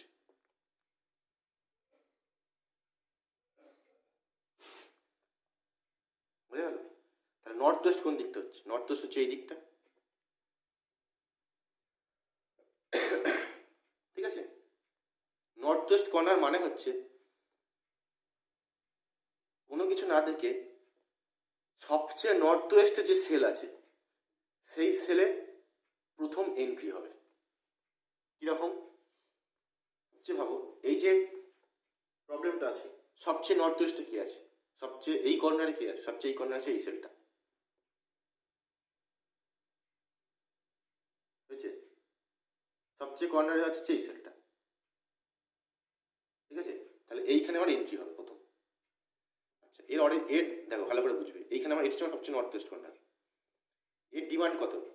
এর লাগবে হচ্ছে 3, দিতে পারবে কত? দিতে পারবে 4। তাহলে কি করবে? পুরোটাই নিয়ে নেবে। এর ডিমান্ড হচ্ছে 3, দিতে পারবে 4, তাহলে পুরো 3 নিয়ে নিল। 3 নিয়ে নিতে 1 পড়ে রইল, 3 নিয়ে নিল। 3 নিয়ে নেওয়া তার তো লাগবে না, D1-এর যে D1-এর যে ডিমান্ড 3ই ডিমান্ড, তো D1 3 পেয়ে গেছে, তাই তো? আর তো ডিমান্ড নেই। আর O1-এর ছিল 4, 3 দিয়ে দেওয়ার পর 1 পড়ে রয়েছে, D1-এর আর ডিমান্ড নেই, তাহলে D1 অফ হয়ে গেল। বুঝে গেছে? মিটে গেল। এরপর অফ হয়ে যাওয়ার পর এরপর নর্থ ইস্টে কী আছে,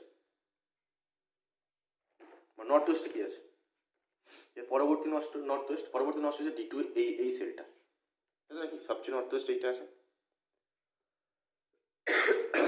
এর ডিমান্ড কত? এর ডিমান্ড 3, কিন্তু এ নিতে পারবে হচ্ছে 1, তাই তো নাকি? তাহলে কী করবে? উপায় কী? তাহলে 1ই নেবে, বাকিটা নিতে পারবে না। তাহলে O1 1 দিয়ে দিল, কিন্তু এখনো 2 ডিমান্ড, তাহলে রয়ে গেল, তাই তো? তাহলে O1 1 দিয়েছিল মানে O1 আর দিতে পারবে না, O1 আর সাপ্লাই দিতে পারবে না, তাহলে O1 বন্ধ হয়ে গেল।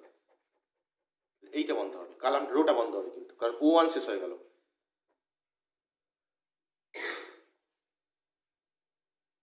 বুঝে গেছে?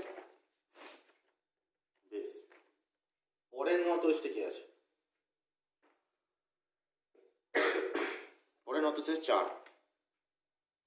এর ডিমান্ড কত? এর ডিমান্ড 2, দিতে পারবে 8, তাহলে 2 নিয়ে নেবে, 6 পড়ে রইবে। 2 নিয়ে নিলে মানে আর ডিমান্ড আর লাগবে না। D2 যার ডিমান্ড সে 1 নিয়ে নিয়েছে O1 থেকে, 2 নিয়ে নিয়েছে O2 থেকে, তাই তো? তাহলে এটাও বন্ধ হয়ে যাবে।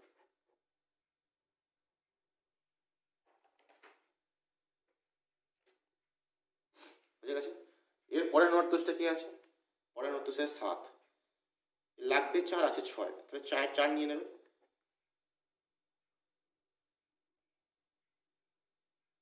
ঠিক আছে? 4 নিয়ে নেওয়া মানে এর 4 চলে গেল, এর 2 পড়ে রইল, এখানে 2 কোয়ান্টিটি পড়ে আছে। 4 চলে গেল মানে D3 পুরো ফিল আপ হয়ে গেল, D3 ডিমান্ড পেয়ে গেল, D3 অফ। এরপর নর্থ ওয়েস্টে কি আছে? নর্থ ওয়েস্টে 2 আছে, 2 আছে মানে 2 নেবে, 3 পড়ে থাকবে, তাই তো? 2 নেবে মানে 2 কেটে গেল।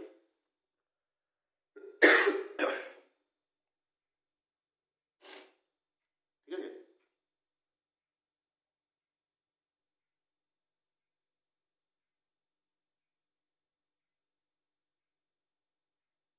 ওকে, বেশ।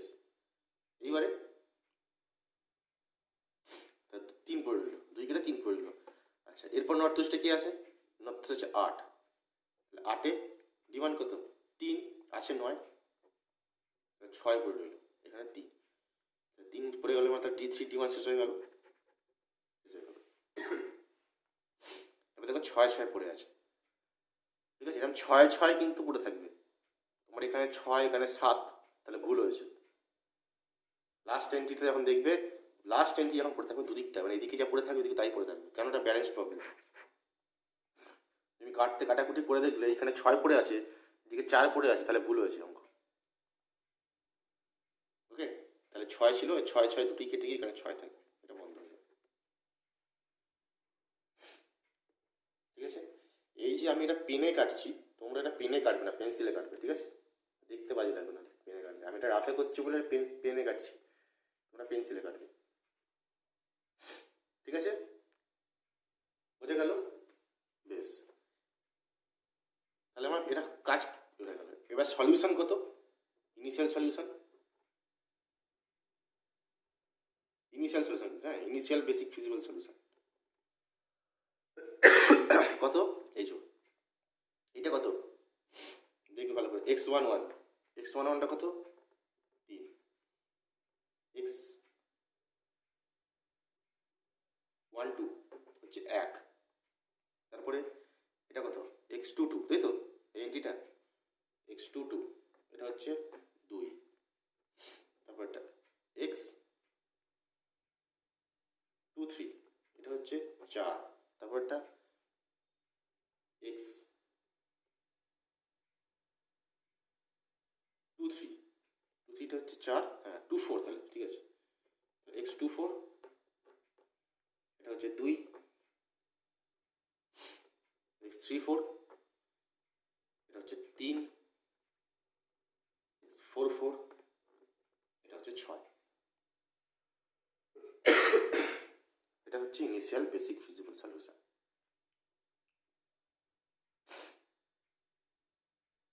বুঝা গেল? মানে এই যে এতগুলো পাচ্ছিলাম, এর মধ্যে কোনো একটা পেলাম আর কি।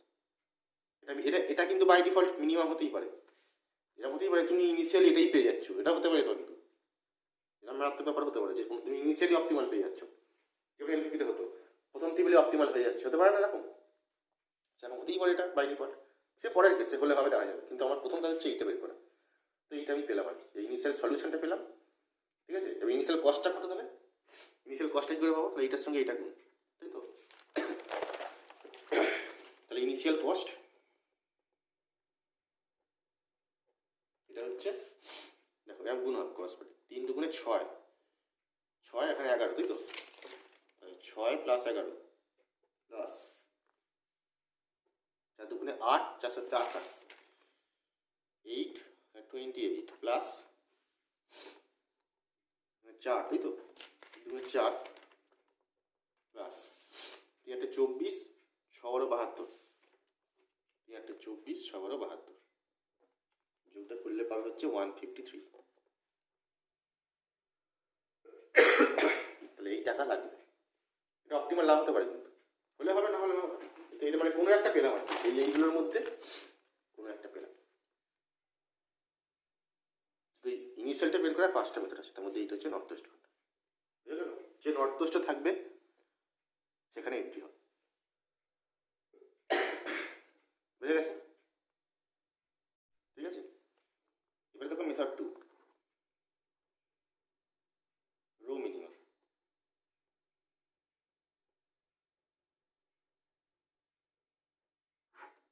মেথডের মধ্যে নাম উল্লেখ আছে রো এর মিনিমাম, সেই জন্য রো মিনিমাম।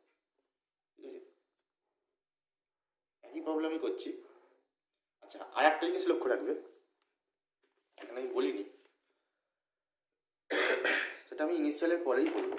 আমি এখনো আসেনি। সেটা হচ্ছে যে প্রবলেমটা ডিজেনারেট কিনা। ঠিক আছে, আমি 5টা বলি তারপরেই বলবো। ঠিক আছে, ডিজেনারেট মানে হচ্ছে যতগুলো রো আছে আর যতগুলো কালাম আছে m+n খানা। ঠিক আছে, m+n খানা, m+n তার থেকে 1 বিয়োগ করবে, তাহলে কত হয়? এখানে কটা রো আছে? 3টে রো আছে আর 5টা কালাম আছে, তাহলে 3 + 5 - 1 মানে 7। তাই তো হচ্ছে এই m+n-1 এইটা নাম্বার অফ অকুপাইড সেলের সঙ্গে সমান হবে, যদি হয় সেটা নন ডিজেনারেট। অকুপাইড সেল মানে হচ্ছে কটা সেলে এন্ট্রি হয়েছে। দেখো, 1টা 2টো 3টে 4টে 5টা 6টা 7টা সেলেই এন্ট্রি হয়েছে। 1 2 3 4 5 6 7, number of occupied sell = m+n-1। যেহেতু সমান হয়েছে, তাহলে আমি বলতে পারি এই সলিউশনটা নন ডিজেনারেট সলিউশন। এলপিবিতে পড়েছো ডিজেনারেটসি, নন ডিজেনারেটেড সলিউশন। ঠিক আছে, এটাও কিন্তু খেয়াল রাখতে হবে, যদি ডিজেনারেট হয়ে যায় তার অঙ্ক অন্য নিয়ম। ঠিক আছে, আমরা এই মেথডগুলোতে 5খানা মেথডে যা সলিউশন শিখবো সবই ব্যালেন্স প্রবলেম আর নন ডিজেনারেটেড। এটাই পরে আসছি, 5টা হয়ে গেছে, তা বলছি আমি, অবশ্যই বলবার একবার, কারণ এটা ভ্যামে মেনলি কাজে লাগবে। ঠিক আছে, তো আমরা সবই অঙ্ক করব হচ্ছে ব্যালেন্সডের জন্য আর নন ডিজেনারেটের জন্য, মানে number of occupied sell = m+n-1 হবে। ঠিক আছে, যদি না হয় তার জন্য অন্য নিয়ম। তার মানে ব্যালেন্সডের জন্য একরকম, ব্যালেন্সড আর নন ডিজেনারেটের জন্য একরকম, যদি ব্যালেন্স না হয় একরকম হবে, ডিজেনারেট না হয় তাহলে অন্যরকম হবে। সে অঙ্ক এখন ভাবার দরকার নেই কী হবে, যখন পড়াবো তখন দেখা যাবে। আপাতত আমরা যা সব শিখবো, যা করেছি, যা হোমওয়ার্ক দিয়েছি, সবই ব্যালেন্সড অঙ্ক এবং নন ডিজেনারেটেড। তাও সেটা লিখবে 1 লাইন করে। ঠিক আছে, শুধু এইটুকুই বলার। এবার দেখো রো মিনিমা।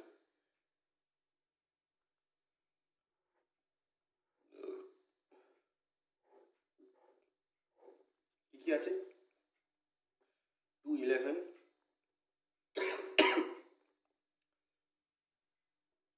10 3 7 1 4 7 2 1 3 9 4 8 2।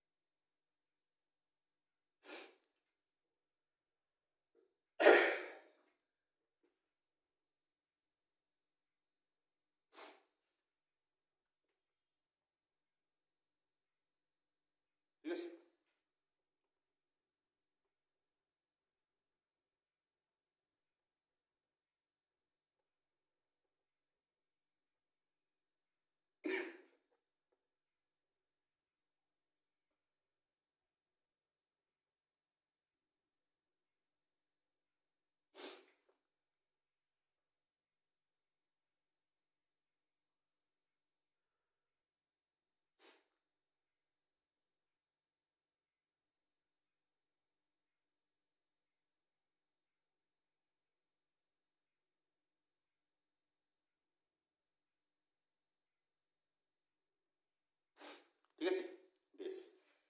আচ্ছা, রো মিনিমা, এখানে কতগুলো রো আছে? 3টে রো আছে।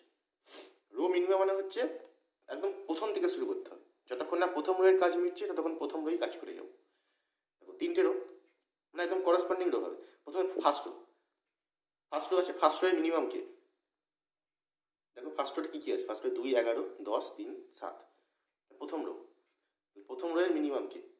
মিনিমাম হচ্ছে 2, তাহলে এখানে প্রথম এন্ট্রি, কত এন্ট্রি হবে? 3, এটা কেটে 1, 3 কেটে গেল মানে এই চলে গেল। যতক্ষণ না প্রথম রোয়ের কাজ শেষ হবে ততক্ষণ প্রথম রো এন্ট্রি হতে হতে যাবে, প্রথম রোয়ের মিনিমামে এন্ট্রি হতে যাবে। যে প্রথম রো অফ হয়ে যাবে তার পরের রো দেখবো, যে তারপরের রোটা অফ হয়ে যাবে তার পরের রো দেখবো, এইভাবে যাবে। এটা এই জন্যই নামটা রো মিনিমাম, রোয়ের মিনিমাম।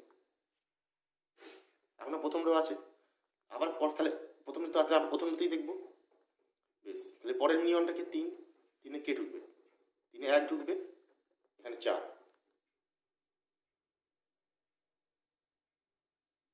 ঠিক আছে, বুঝে গেল?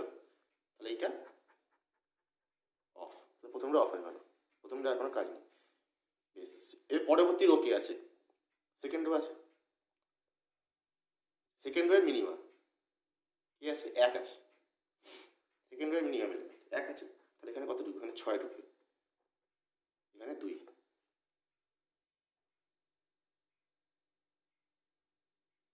বুঝে গেছে? 6 হলো মিনিমাম, তার মানে এই কালামটা বাদ গেল, তাই তো? সেকেন্ড রো এখনও আছে। আচ্ছা, সেকেন্ড রোয়ের পরের মিনিমামটাকে, যতক্ষণ না রো কাটছে কিন্তু রোয়ের কাজ রোতেই কাজ হবে, ঠিক আছে? এখনো সেকেন্ড রো কাটেনি কিন্তু সব, সেকেন্ড রো যতক্ষণ না রো হচ্ছে ততক্ষণ রোতেই কাজ হবে। আচ্ছা, এখনো সেকেন্ড রোয়ের মিনিমাম কে? সেকেন্ড মিনিমাম 2 আছে, তাহলে এখানে 2 ঢুকবে, কেটে এটা 2 হবে, তাহলে এই দুটো কেটে গেল। এইবার এই রোটা অফ হয়ে গেল, ঠিক আছে? বেশ, এবার third row, second row off, first row off, বাকি হচ্ছে থার্ড রো, পরের হচ্ছে third row. Third row minimum কে? মিনিমাম হচ্ছে 4, তাহলে 4-এ 4 দরকার, 9 আছে, 4 ঢুকে যাবে, 4 কেটে এখানে 5 হয়ে যাবে, ঠিক আছে? আচ্ছা, থার্ড রোয়ের পরবর্তী মিনিমাম 8, 9 আর 8-এর মধ্যে 8 মিনিমাম, তাহলে 8-এ 2 ঢুকবে, কেটে 3 হবে, 3, 3 পড়ে আছে, তাহলে এখানে 3 হবে, ঠিক আছে? এগুলো কিন্তু পেন্সিলে কাটবে, আমি পেনে কাটছি, তোমরা কিন্তু পেন্সিলে কাটবে, কেটে মুছে দেবে সারা ফলে পরীক্ষার খাতা, পেন্সিলে কেটে মুছে দেবে, মুছে দিলে কোনো অসুবিধা নেই, ঠিক আছে? না বুঝতেও পারো তাহলে এক্সপ্লেনার ভাববে তুমি নিজে নিজেই করেছো, ঠিক আছে? এই হলো, এই হয়ে গেল। এবার সলিউশন, তাহলে ইনিশিয়াল বেসিক ফিজিক্যাল সলিউশন কী হবে বলো? x11 3, x13 হচ্ছে 1, x24 equal to 2, x25 equal to 6, x32 equal to 3, x33 equal to 4, x34 equal to 2,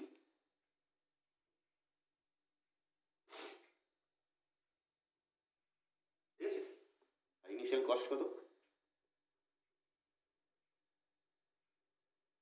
আচ্ছা, তাহলে এটা বের করে লক্ষ্য করো, দেখো এবার লক্ষ্য করো, রো মিনিমা যে সলিউশনটা পেয়েছি, ঠিক আছে, আর নর্থ ওয়েস্ট যেটা পেয়েছি, দুটো কি এক? দেখো এক নয় কিন্তু,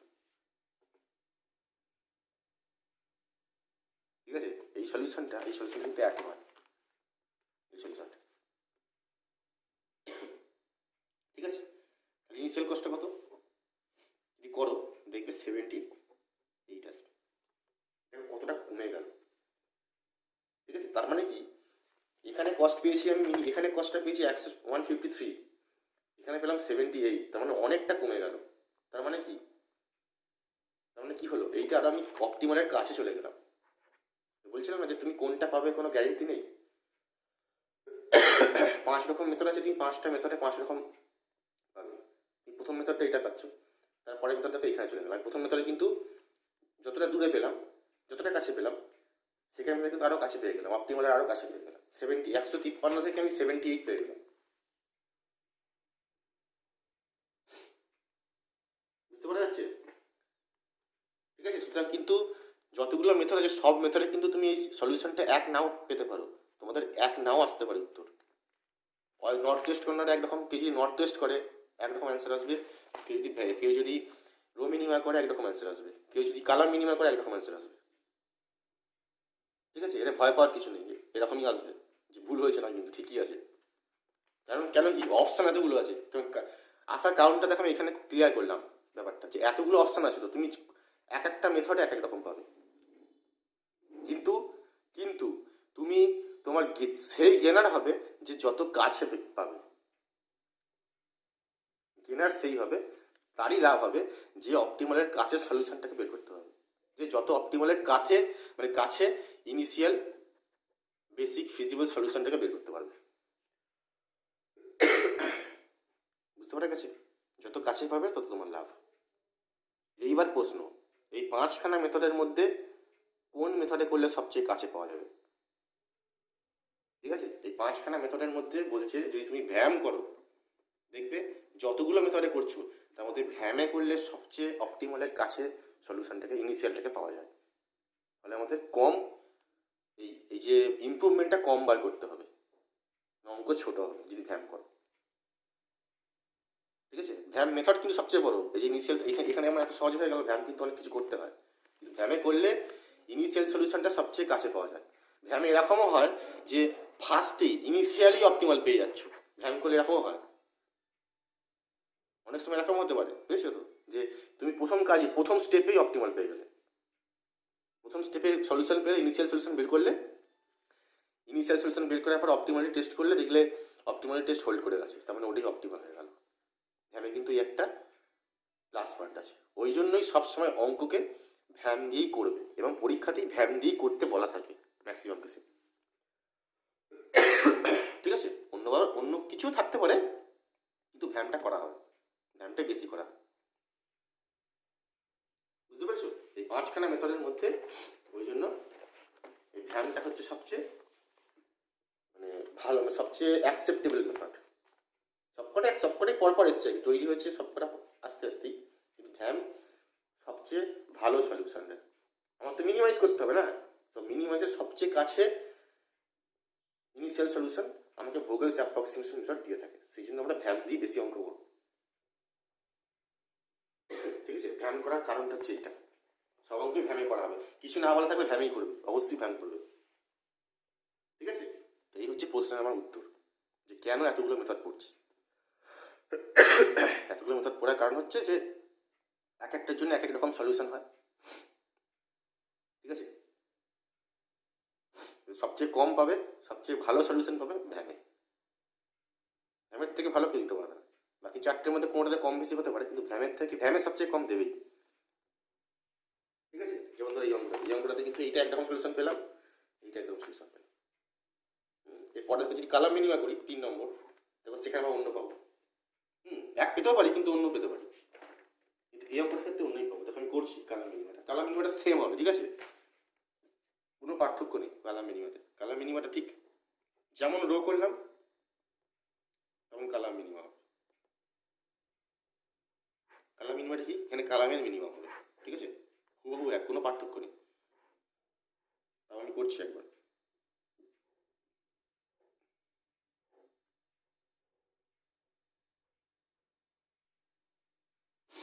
ঠিক আছে, 2, 11, 10, 3, 7, 1, 4, 7, 2, 1, 3, 9, 4, 8, 12, এটা 4, এটা 8, এটা 9, এটা 3, 3, 4, 5, 6।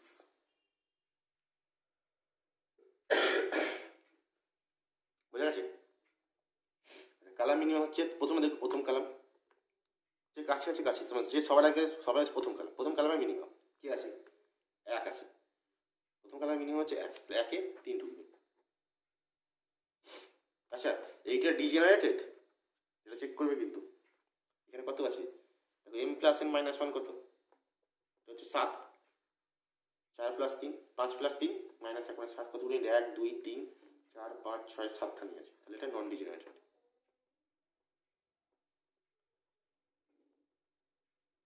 তাই তো, তার মানে কোনো সমস্যা নেই এখানে, সলিউশনটা নন ডিজেনারেটেড। ওকে, তাহলে এটা হলো, আর যেখানে 3 গেল, তো 3 গিয়ে এখানে 5 থাকবে, তাহলে এই কালামটা চলে গেল, প্রথম কালামের কাজ মিটে গেল, প্রথম কালামে কিছু নেই। বেশ, এবার সেকেন্ড কালামে মিনিমাম দেখো, সেকেন্ড কালামে মিনিমাম হচ্ছে 4, তাহলে এখানে 3 ঢুকবে, 2 হবে, তাই তো, তাহলে এটা অফ হয়ে গেল। তারপরে থার্ড কালামে মিনিমাম, থার্ড কালামে মিনিমাম হচ্ছে 4, ঠিক আছে, এই যে 4, তাহলে এই 4-এ 4 ঢুকবে, এটা কেটে 5 হবে, ঠিক আছে, থার্ড কালাম অফ হয়ে গেল, তাহলে কালামই অফ হয়ে যাচ্ছে। তারপরে এখানে মিনিমাম, মিনিমাম হচ্ছে থার্ড কালাম, ফোর্থ কালামে মিনিমাম হচ্ছে 2, এখানে 2 ঢুকলো, এটা 3 হলো, ঠিক আছে, তাহলে এইটা অফ, এই রোটা অফ হবে। থার্ড কালাম এখন, ফোর্থ কালাম এখনও আছে, আবার ফোর্থ কালামে মিনিমাম কি, যতক্ষণে কালাম অফ হচ্ছে, যখন বলছিলাম রোতে, যতক্ষণ না জিরোয়ে সবচেয়ে কাছের যতক্ষণ অফ হচ্ছে তখন রোতেই কাজ করে যেতে হবে। এখানে যেমন কালাম যতক্ষণ অফ হচ্ছে কালামই কাজ করে যেতে হবে। থার্ড কালাম অফ হয়ে গেছে, ফোর্থ কালাম যতক্ষণ অফ হচ্ছে ফোর্থ কালামই কাজ করবো। ফোর্থ কালামে মিনিমাম 3, 3-এ 3 ঢুকবে, 1, ঠিক আছে, 1 হলো, 1 মানে এটা অফ। ফোর্থ কালাম মিটে গেল। ফিফথ কালাম, ফিফথ কালাম মিনিমাম কি, মিনিমাম হচ্ছে এখানে 7 আর 12 মধ্যে 7 মিনিমাম, 7-এ 1 ঢুকবে, ঠিক আছে, 1 ঢুকে মানে এটা 5 হলো, 5 5 পড়ে আছে, আচ্ছা এখানে তাহলে এইটা অফ হয়ে গেল, মানে 5 5 পড়ে আছে, তাহলে এটা 5 হয়ে যাবে।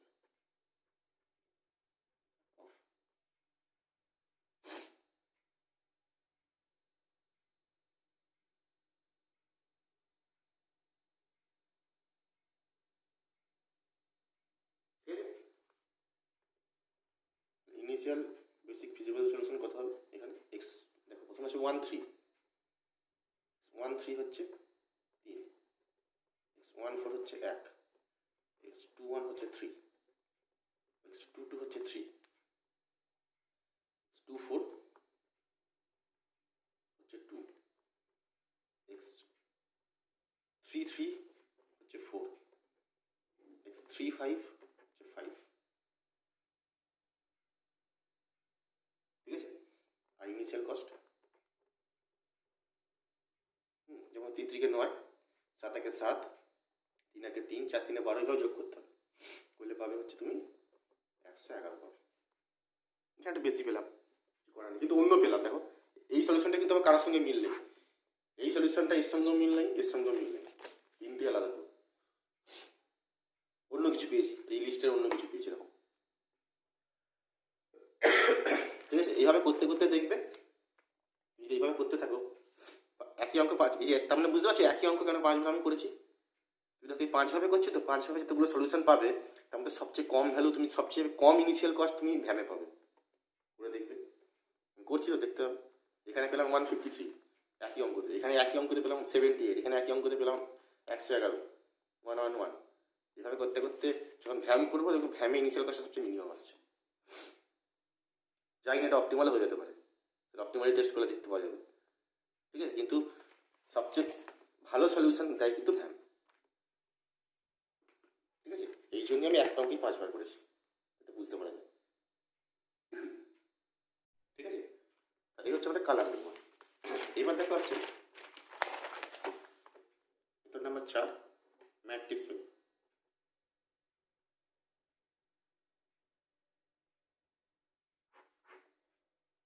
ঠিক আছে, এখানে কি হবে, একই রকমই হবে, শুধু কাজটা একটু আলাদা। দেখো কিভাবে করছি,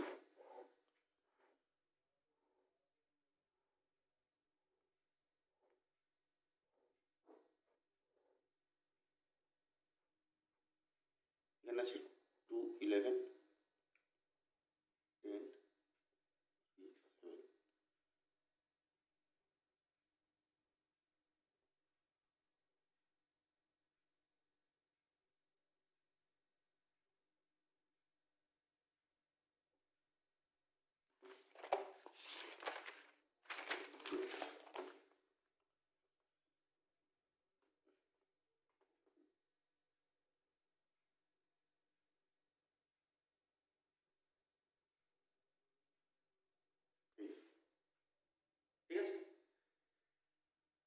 আচ্ছা,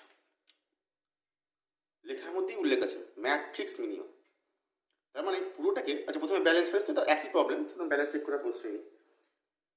ম্যাট্রিক্স মিনিমাম তার মানে পুরো প্রবলেমটাকে একটা ম্যাট্রিক্স ভাববে। গ্রাম ম্যাট্রিক্স 3x4 ম্যাট্রিক্স, একটা 3টেরও 4টে কারণ 5টা কারণ 3x5 নাকি। এবার গোটা ম্যাট্রিক্সের যেখানে সবচেয়ে মিনিমাম সেইখানে এন্ট্রি ঢুকবে। এতক্ষণ কি করছিলাম, রো মিনিমাম মানে প্রথম রোয়ের সবচেয়ে কম ভ্যালু যেখানে মিনিমাম ভ্যালু, প্রথম রো শেষ হয়ে গেলে তারপর সেকেন্ড রো, তারপর শেষ হয়ে গেলে থার্ড রো, একইভাবে কালামে করছিলাম। তো এখানে পুরোটা একটা ম্যাট্রিক্স হয়ে যেতে হবে, পুরো ম্যাট্রিক্সের মধ্যে কোথায় সবচেয়ে কম এন্ট্রি আছে, ঠিক আছে, সেইখানে আমার মানে কম কস্ট আছে সেইখানে এন্ট্রি। তো পুরো যদি ম্যাট্রিক্স হবে, দেখো ম্যাট্রিক্সের পুরো ফুল ম্যাট্রিক্সের সবচেয়ে কম আছে 1-এ, এই একটা 1 আছে, অথবা এই একটা 1 আছে, দুটো দুটো দুটো আছে। তুমি কি যখন দুখানা থাকবে, ভেবে নেবে যখন দুখানা আছে তুমি যেটা খুশিতে করতে পারো, অসুবিধা নেই। তুমি এই একেও এন্ট্রি করতে পারো, তুমি এই একেও এন্ট্রি করতে পারো। আর সেক্ষেত্রে সলিউশন হয়তো আলাদা আসবে, আসতেই পারে। তোমার যে অ্যান্সার আসবে, মানে কেউ ধরো এই একটাতে এন্ট্রি করলো, তার যে অ্যান্সার আসবে, কেউ ধরো এই একটাতে এন্ট্রি করলো, তার অ্যান্সার অন্য আসতেই পারে, অসুবিধা কিছু নেই, দুটোই ঠিক অ্যান্সার। ওকে, তা আমি এই একটাতেই করছি ধরো, এই একটাতে 3 ঢুকবে,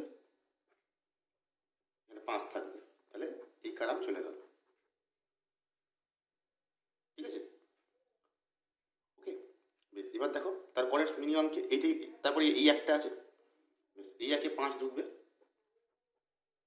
1 থাকবে, ঠিক আছে, তাহলে এই রোটা চলে গেল। বেশ, বাকি যে ম্যাট্রিক্স আছে তার মিনিমামকে দেখো, মিনিমাম আছে 3, মিনিমাম 3-এ কত ঢুকবে, 4 লাগবে, কিন্তু এটা 1, 4 মানে এই রো চলে গেল। আচ্ছা, তারপর দেখো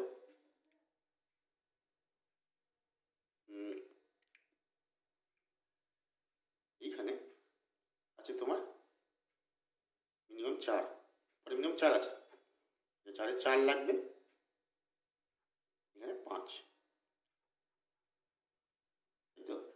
তারপরে মিনিমাম এখানে 8, এখানে 1 ঢুকবে, এখানে 4, তারপরে এখানে 3 ঢুকবে, এখানে 1, 3 কেটে গেল, এখানে 1 ঢুকবে, এখানে 1 কেটে গেল, ঠিক আছে। ব্যাপারটা সবার মধ্যে একই। তাহলে সলিউশন কী হবে, তাহলে ইনিশিয়াল বেসিক ফিজিবল সলিউশন এটা হবে x14 14 4, x21 3, x25 5, x32 3, x33 4, x34 1, x35 1। বোঝা গেছে, এই হচ্ছে আমার সলিউশন। আর কস্ট কত হবে, ইনিশিয়াল কস্ট, ইনিশিয়াল কস্ট করো, দেখো করো পুরোটা করলে দেখবে 83 আসছে, কোন কোটা আর কি, ঠিক আছে। আর ডিজেনারেট এটা অকুপার্সেল কটা আছে, 1টা 2টো 3টে 4টে 5টা 6টা 7টা আছে, তার মানে m প্লাস n মাইনাস 1 হচ্ছে 7 equals to number of occupied cell, বলতে পারি এটা নন ডিজেনারেট, দেয়ারফর এটা নন ডিজেনারেট সলিউশন। আচ্ছা, আর একটা কথা বলার, দেখো নন ডিজেনারেট কিন্তু প্রতি কেসেই আসছে, মানে আমি একই প্রবলেম করছি তো, মানে এরকম কখনো হবে না তুমি একই অঙ্ক ম্যাট্রিক্স মিনিমাতে করছো নন ডিজেনারেট এসছে, আবার অন্য মেথডে করছো ডিজেনারেট হয়ে যাচ্ছে, এরকম কিন্তু হবে না, তাহলে কিন্তু ভুল হয়েছে, এটা মাথায় রাখবে কিন্তু। যে ডিজেনারেট একটা প্রবলেম ডিজেনারেট মানে সেটা সব মেথডেই ডিজেনারেট, সেই প্রবলেমটা ডিজেনারেট, মানে দুজন দুরকম মেথড করলে একজনের ডিজেনারেট এলো একজনের নন ডিজেনারেট এলো, এরকম কিন্তু হবে না, এরকম কিন্তু হয় না আবার, ঠিক আছে। সুতরাং একটা প্রবলেম তো আমি করছি 5বার করে, সুতরাং সব কিছু কিন্তু নন ডিজেনারেটই হবে,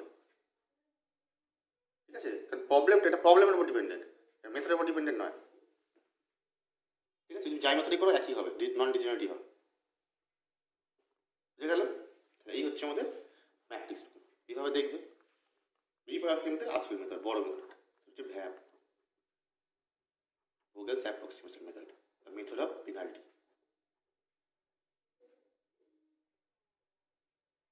ঠিক আছে। এটা খুব ভালো করে বুঝবে, ম্যাক্সিমাম অঙ্ক 95% অঙ্ক কিন্তু ভ্যান দিয়ে ইনিশিয়াল ফিজিবল সলিউশনটা বের করতে হবে। ঠিক আছে, ভ্যান দিয়ে সব কাজ জেনারেলি করা হবে। ঠিক আছে, আচ্ছা, ভ্যান যখন করবে, একটা কথা বলে রাখবে, ভ্যান যখন করবে প্রবলেমটাকে কিন্তু যতটা পারবে বাঁদিক করে লিখবে অথবা খাতা ঘুরিয়ে লিখবে। এইভাবে কেন করলেই বুঝতে পারবে। হ্যাঁ দেখো, লিখছি প্রবলেমটাকে, ছোটো করে লেখার চেষ্টা করছি। ঠিক আছে,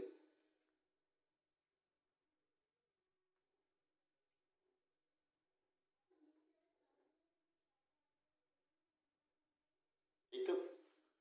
আচ্ছা, 2, 11, 10, 3, 7, 1, 4, 7, 2, 1। ওকে, 3, 9, 4, 8, 12। ঠিক আছে, এই হচ্ছে আমার আপকে, এখানে আছে 4, 8, এখানে 9, 3, 3, 5, 6। ঠিক আছে, এবারে ভ্যান করছি। দেখো, ভ্যান করতে গেলে যেটা করতে হবে, মেথড অফ পেনাল্টি, তো পেনাল্টিটা বের করতে হবে। ঠিক আছে, প্রত্যেকটা অরিজিন আর প্রত্যেকটা ডেস্টিনেশনের পেনাল্টি আমাকে বের করতে হবে।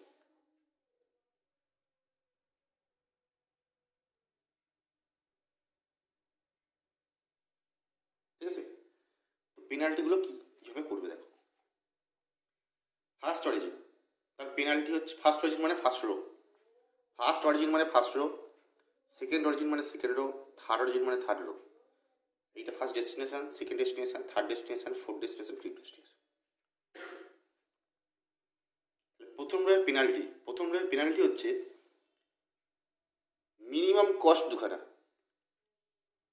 প্রথম রোয়ের যে মিনিমাম দুখানা আছে ভ্যালু, তার বিয়োগটা হচ্ছে সেই রোয়ের পেনাল্টি।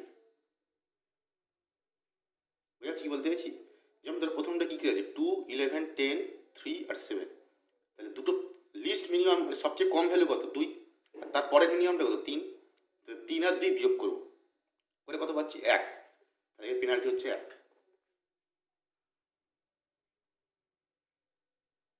বোঝা গেল? আরেকবার বলছি, যদি প্রথমটায় কাজ করো, সবচেয়ে মিনিমাম ভ্যালু নেবে, সবচেয়ে সবচেয়ে মিনিমাম আর তার পরের মিনিমাম, দুটো বিয়োগ ফলটা হচ্ছে ওই রোয়ের পেনাল্টি। একইভাবে যদি পরেরটা করি, দেখো পরের মিনিমাম কত আছে, এখানেও 1 আছে, আবার 1 আছে, দুটোই 1 আছে, তাই তো? তাহলে 1 আর বিয়োগ করলে কত হবে, 0 হবে। যদি মিনিমাম ভ্যালু দুখানা থাকে তাহলে 0 অবশ্যই পেনাল্টি হবে। এরকম না যে 1-এর সঙ্গে 1-এর পরেরটা নাও, তাই না? যদি একটাই দুবার আছে তাহলে 1 - 1ই হবে, কারণ মিনিমামটাই দুবার আছে। কিন্তু মিনিমামটা একবার আছে, শুধু 2 একটাই আছে, শুধু তার পরেরটা নিতে হচ্ছে, উপায় নেই আমার। বেশ, তারপরের ওদের পেনাল্টি দেখো, সবচেয়ে মিনিমাম ভ্যালু হচ্ছে 3, তারপরের মিনিমাম 4, বিয়োগ করলে হবে 1। ক্লিয়ার? বেশ, তারপরে এবার আসো কালামে। বেশ, এই কালামের মিনিমাম কী কী, মিনিমাম হচ্ছে 1, তারপরে মিনিমাম হচ্ছে 2, বিয়োগ করলে কত হবে, 1। ঠিক আছে, আচ্ছা, D2-তে মিনিমাম কী আছে, 4, তারপরে মিনিমাম 9, তাহলে পেনাল্টি কত, 9 - 4, 5। D3-তে মিনিমাম এটা 4, তারপরে মিনিমাম 7, তাহলে বিয়োগ করলে 3। আচ্ছা, এখানে মিনিমাম 2, তারপরে মিনিমাম 3, বিয়োগ করলে 1। এখানে মিনিমাম 1, তারপরে মিনিমাম 7, বিয়োগ করলে 6। বোঝা গেল অবধি? সবকটা পেনাল্টি পেয়ে গেলাম। এইবার দেখবো যতগুলো পেনাল্টি পেয়েছি সব পেনাল্টির মধ্যে ম্যাক্সিমাম কোনটা। পেনাল্টির মধ্যে ম্যাক্সিমাম কিন্তু, মানে যেগুলো ব্র্যাকেট করে লিখেছি তার মধ্যে ম্যাক্সিমাম। ঠিক আছে, আমার এখানে পেনাল্টির মধ্যে ম্যাক্সিমাম হচ্ছে 6। সেটা কোন কালামকে করেসপন্ড করছে, এই কলামকে করসপন্ড করছে, ফিফথ কলামকে করসপন্ড করছে। তাহলে ম্যাক্সিমাম পেনাল্টির কলাম হচ্ছে এইটা, তার মিনিমাম ভ্যালু কত 1, সেইখানে আবার এন্ট্রি হবে। কত এন্ট্রি হবে? 6 লাগবে, 8 আছে, 6 এন্ট্রি হবে, এটা 2 হবে।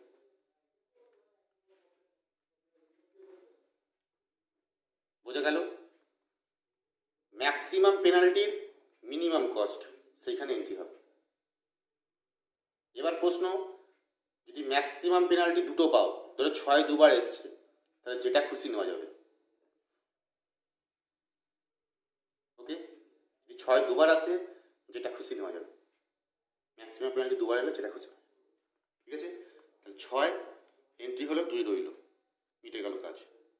মিটে গেল কাজ মানে এটাকে এইভাবে আমরা দাগ দেবো, আর কি হবে, এই কালামটা অফ হবে, ঠিক আছে? আবার একইভাবে করো, কি আছে এখন পড়ল 4, 2, 9, 3, 3, 4, 5। বোঝা গেছে? আবার পেনাল্টি করো। আচ্ছা, পেনাল্টি মানে এই কালামটা বাদ দিয়ে পেনাল্টি ভাবতে হবে আমাকে, এই কালামটা চলে গেছে, বেশ। পেনাল্টি কত? তাহলে এখানে 2, এখানে 3, মিনিমাম কস্ট, মিনিমাম হচ্ছে 2, তারপরে মিনিমাম 3, তাহলে পেনাল্টি 1, এখানে 1, আর পরে মিনিমাম হচ্ছে 2, তাহলে পেনাল্টি হচ্ছে 2 - 1, 1, ঠিক আছে? তো 1 মিনিমাম, পরের মিনিমাম 2, পেনাল্টি 1। আচ্ছা, 3, পরের মিনিমাম 4, পেনাল্টি 1। এখানে কথা হবে, দেখো এই কালাম যদি কিছু কাটেনি, তাহলে কালাম যদি কাটেনি তাহলে আমার এখানে পেনাল্টিগুলো চেক করার দরকার নেই, একই থাকবে, তাই না? কালাম কিছু কাটেনি, সুতরাং এই পেনাল্টিগুলি থাকবে এই অবধি, এটা চেঞ্জের কোনো প্রশ্ন নেই। কালাম কাটতো, যদি রো কাটতো তাহলে আমার পেনাল্টি চেঞ্জ হতে পারতো। এখানে যেমন কালাম কেটেছে তাই রোয়ের পেনাল্টি চেঞ্জ হতে পারে, কারণ যেহেতু যেমন 1 করে বিয়োগ করেছিলাম সেই জন্য 0 হয়েছিল, যদি এই রোটা চলে গেছে সুতরাং আমাকে এখানে পেনাল্টি চেঞ্জ হয়েছে, এটা হতে পারত। যখন কালাম কাটবে তখন তো রোয়ের পেনাল্টি, এই যখন মানে রো কাটবে তখন তো কালামের পেনাল্টি চেঞ্জ হবে, তাই না? সুতরাং এটা একই। এবার দেখো কি ম্যাক্সিমাম, এখানে 3টে 1 আছে, এখানে 1, 5, 3, 1 আছে, তাহলে এইটা 5 ম্যাক্সিমাম। তাহলে ম্যাক্সিমাম পেনাল্টির minimum column, minimum value, maximum penalty second কালামে মিনিমাম ভ্যালু মানে 4, 4-এ কত হবে? 2 লাগবে, 3 আছে, তাহলে 2 এন্ট্রি,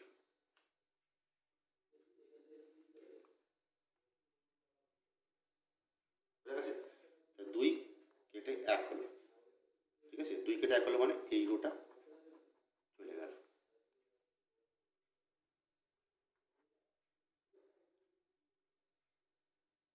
বুঝে গেছে? আবার করো 4, 9, 3, 4, 5। বেশ, এবার করো, এখানে আছে 1, ঠিক আছে? এখানে আছে কত?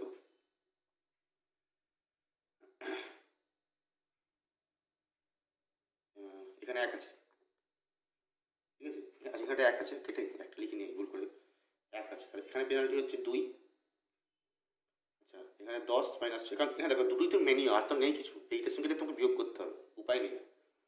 এখানে মিনিমাম হচ্ছে 4, তারপরে মিনিমাম 10, মানে 6, এখানে হচ্ছে পেনাল্টি 5, 8 - 3, 5, ঠিক আছে? এখানে পেনাল্টি হচ্ছে 1, পেনাল্টি চেঞ্জ হবে না, ঠিক আছে? এবার দেখো কি কাটছে, ম্যাক্সিমাম পেনাল্টি কত? ম্যাক্সিমাম পেনাল্টি 6, ঠিক আছে? 6 তার মিনিমাম ভ্যালু, এই কালামের মিনিমাম ভ্যালু এখানে হচ্ছে 4, এখানে 4 ঢুকবে, কেটে 5 হবে, ঠিক আছে? এই কালামটা চলে গেল, বুঝে গেল? তারপরে এটা 4, এটা 5, এটা 1, এটা 1, এটা 3, 1, 5, এটা 1, 2, 5, ঠিক আছে? বেশ, এবার ম্যাক্সিমাম দেখো, ম্যাক্সিমাম হচ্ছে এখানে 5, 5-এর মিনিমাম ভ্যালু, ঠিক আছে? কত হচ্ছে? এটা হচ্ছে 4, 4 এখানে কেটে 1 হবে, তাই তো? হবে মানে এটা কেটে গেল, এক রইল। এটা তো বলছে পেন্সিলে করলে কিন্তু সুবিধা হবে, নাহলে কিন্তু হিজিবিজি হয়ে যাবে, এই জন্য বলছে পেন্সিলে করতে হবে। ঠিক আছে, থাকবে কত, হচ্ছে 3, এখানে 1, এখানে 1, এখানে 5। এইবারে লক্ষ্য করো ভালো করে, এখানে রোটাতে তুমি দুটো ভ্যালু পাচ্ছ, পেনাল্টিটা বের করতে পারবে, তাই তো? যেমন ধরো এখানে এই রোয়ের রেসপেক্টে কত, 3 আছে, 9 আছে, আর 8 আছে, তাই তো? 3, 9, 8 মানে বিয়োগ করলে কত হবে এটা, তাহলে পেনাল্টি কত, সবচেয়ে মিনিমাম 3, তারপরের মিনিমাম হচ্ছে 8, তাহলে পেনাল্টি হচ্ছে 5। কিন্তু এইখানে দেখো, এখানে তো 3, 1, 1 আছে, কিন্তু ভ্যালু তো একটাই, সুতরাং পেনাল্টিকে তুমি বেরই করতে পারবে না। ঠিক আছে, তাহলে পেনাল্টি যখন তুমি বেরই করতে পারছো না, তখন কিন্তু তোমাকে একটা পেনাল্টি আছে, তাহলে এটাই মিনিমাম, এটাই ম্যাক্সিমাম। বুঝে গেল? তখন তোমাকে বারবার, তার মানে এই স্টেপও যেখানে ইনটু হবে, তার পরের ইনপুট হবে, তার পরের স্টেপও কিন্তু সেখানেই, কারণ আর কিন্তু পেনাল্টি বের করতে পারবো না, তাই না? একটাই তো পেনাল্টি এখানে, পেনাল্টি এখানে শুধু 5, কারণ এখানে দুটো মিনিমাম দুটো ভ্যালু চাই আমার, ভ্যালুই পাচ্ছি না, সুতরাং একটাই পেনাল্টি, এটাই ম্যাক্সিমাম, এটাই মিনিমাম, এটাই ম্যাক্সিমাম 5, তার মিনিমাম ভ্যালু কোথায় 3, এখানে ঢুকবে হচ্ছে 3, তাই তো? 3 ঢুকে এখানে 2 কাটা যাবে, তাহলে শুধু এই সেলটা কাটা যাবে। বুঝা গেল? আর তুমি ছক নাও করতে পারো, কারণ ছক করে তখন লাভ নেই, কি ছক করে আর একটা এইভাবে যে টার্ন, যে কোনো লাভ নেই, কারণ 1 আছে, এখানে 2 আছে, তারপরে মিনিমামে ঢুকবে, তারপরে মিনিমাম কত, এটা হচ্ছে 8, তাহলে এখানে 1 ঢুকবে, তাহলে এই 1 কেটে এখানে 1 রইল। দেখো 1 একেবারে রয়ে গেছে, অন্য মেথডের মধ্যে 1 1 রয়ে গেছে, মানে লাস্ট যেটা এন্ট্রি সেটা সেম, এখানে 1 থাকছে না, 1 থাকছে, তাহলে অঙ্ক ঠিক আছে। ঠিক আছে, তাহলে এখানে 1 ঢুকবে। বুঝে গেল? তুমি আর একটা লাইন করে পেনাল্টিটা বিয়োগ করে 1 করতেই পারতো, অসুবিধা ছিল না, কিন্তু একটাই পেনাল্টি হবে তো। তুমি যদি এরপর পেনাল্টিটা করতে কত আসতো হিসাব মতো, এই 3-এ ঢুকলো তো, তাহলে আমার পড়ে রয়েছিল 2, তাহলে পেনাল্টি হবে 1, সেই তোমাকে একটাই পেনাল্টিতে কাজ করতে হচ্ছে, আর এখানে তুমি 1 1 লিখতে, তাই না? তাহলে এটা হচ্ছে আমার মেথড। বুঝে গেল? যখন দেখবে পেনাল্টি একটাতেই আছে, তখন সেখানে সব ভ্যালু যা আছে পরপর লিখে দেবে, অসুবিধা কিছু নেই। এখানে একটাই পেনাল্টি ছিল, এখানে 3 1 1 ছিল, 3 1 1 চলে গেল, করলে অসুবিধা নেই, যেটা ভালো বুঝবে সেটা করবে, অসুবিধা। ঠিক আছে, এই হচ্ছে আমাদের ভ্যাম। এইবার বলো সলিউশন কত। দেখো সলিউশন কীভাবে এসছে, দেখো x14 4 লিখছি ওপর, দেখো solution is initial basic feasible solution, x14 হচ্ছে 4,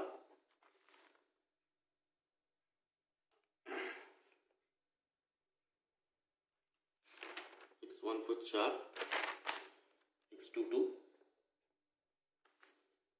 হচ্ছে 2, x25 হচ্ছে 6, x316, x321, x334, x341। ঠিক আছে, আজকে ইনিশিয়াল কস্ট করো, দেখবে 68 আসছে। এবার সবার মধ্যে মিনিমাম পেলাম এটা আমরা।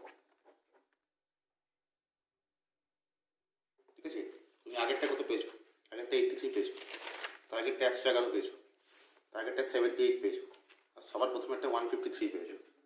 তার মানে সব থেকে মিনিমাম কে দিল, ভ্যাম দিল। তার মানে কি, অপটিমালের সবচেয়ে কাছে হলো আমাকে ভ্যাম দিল, এই জন্যই ভ্যাম দিয়ে অঙ্ক সলভ করতে হয়। বুঝতে পারা গেছে? তাহলে এই হচ্ছে আমাদের ভোগেলস অ্যাপ্রক্সিমেশন মেথড।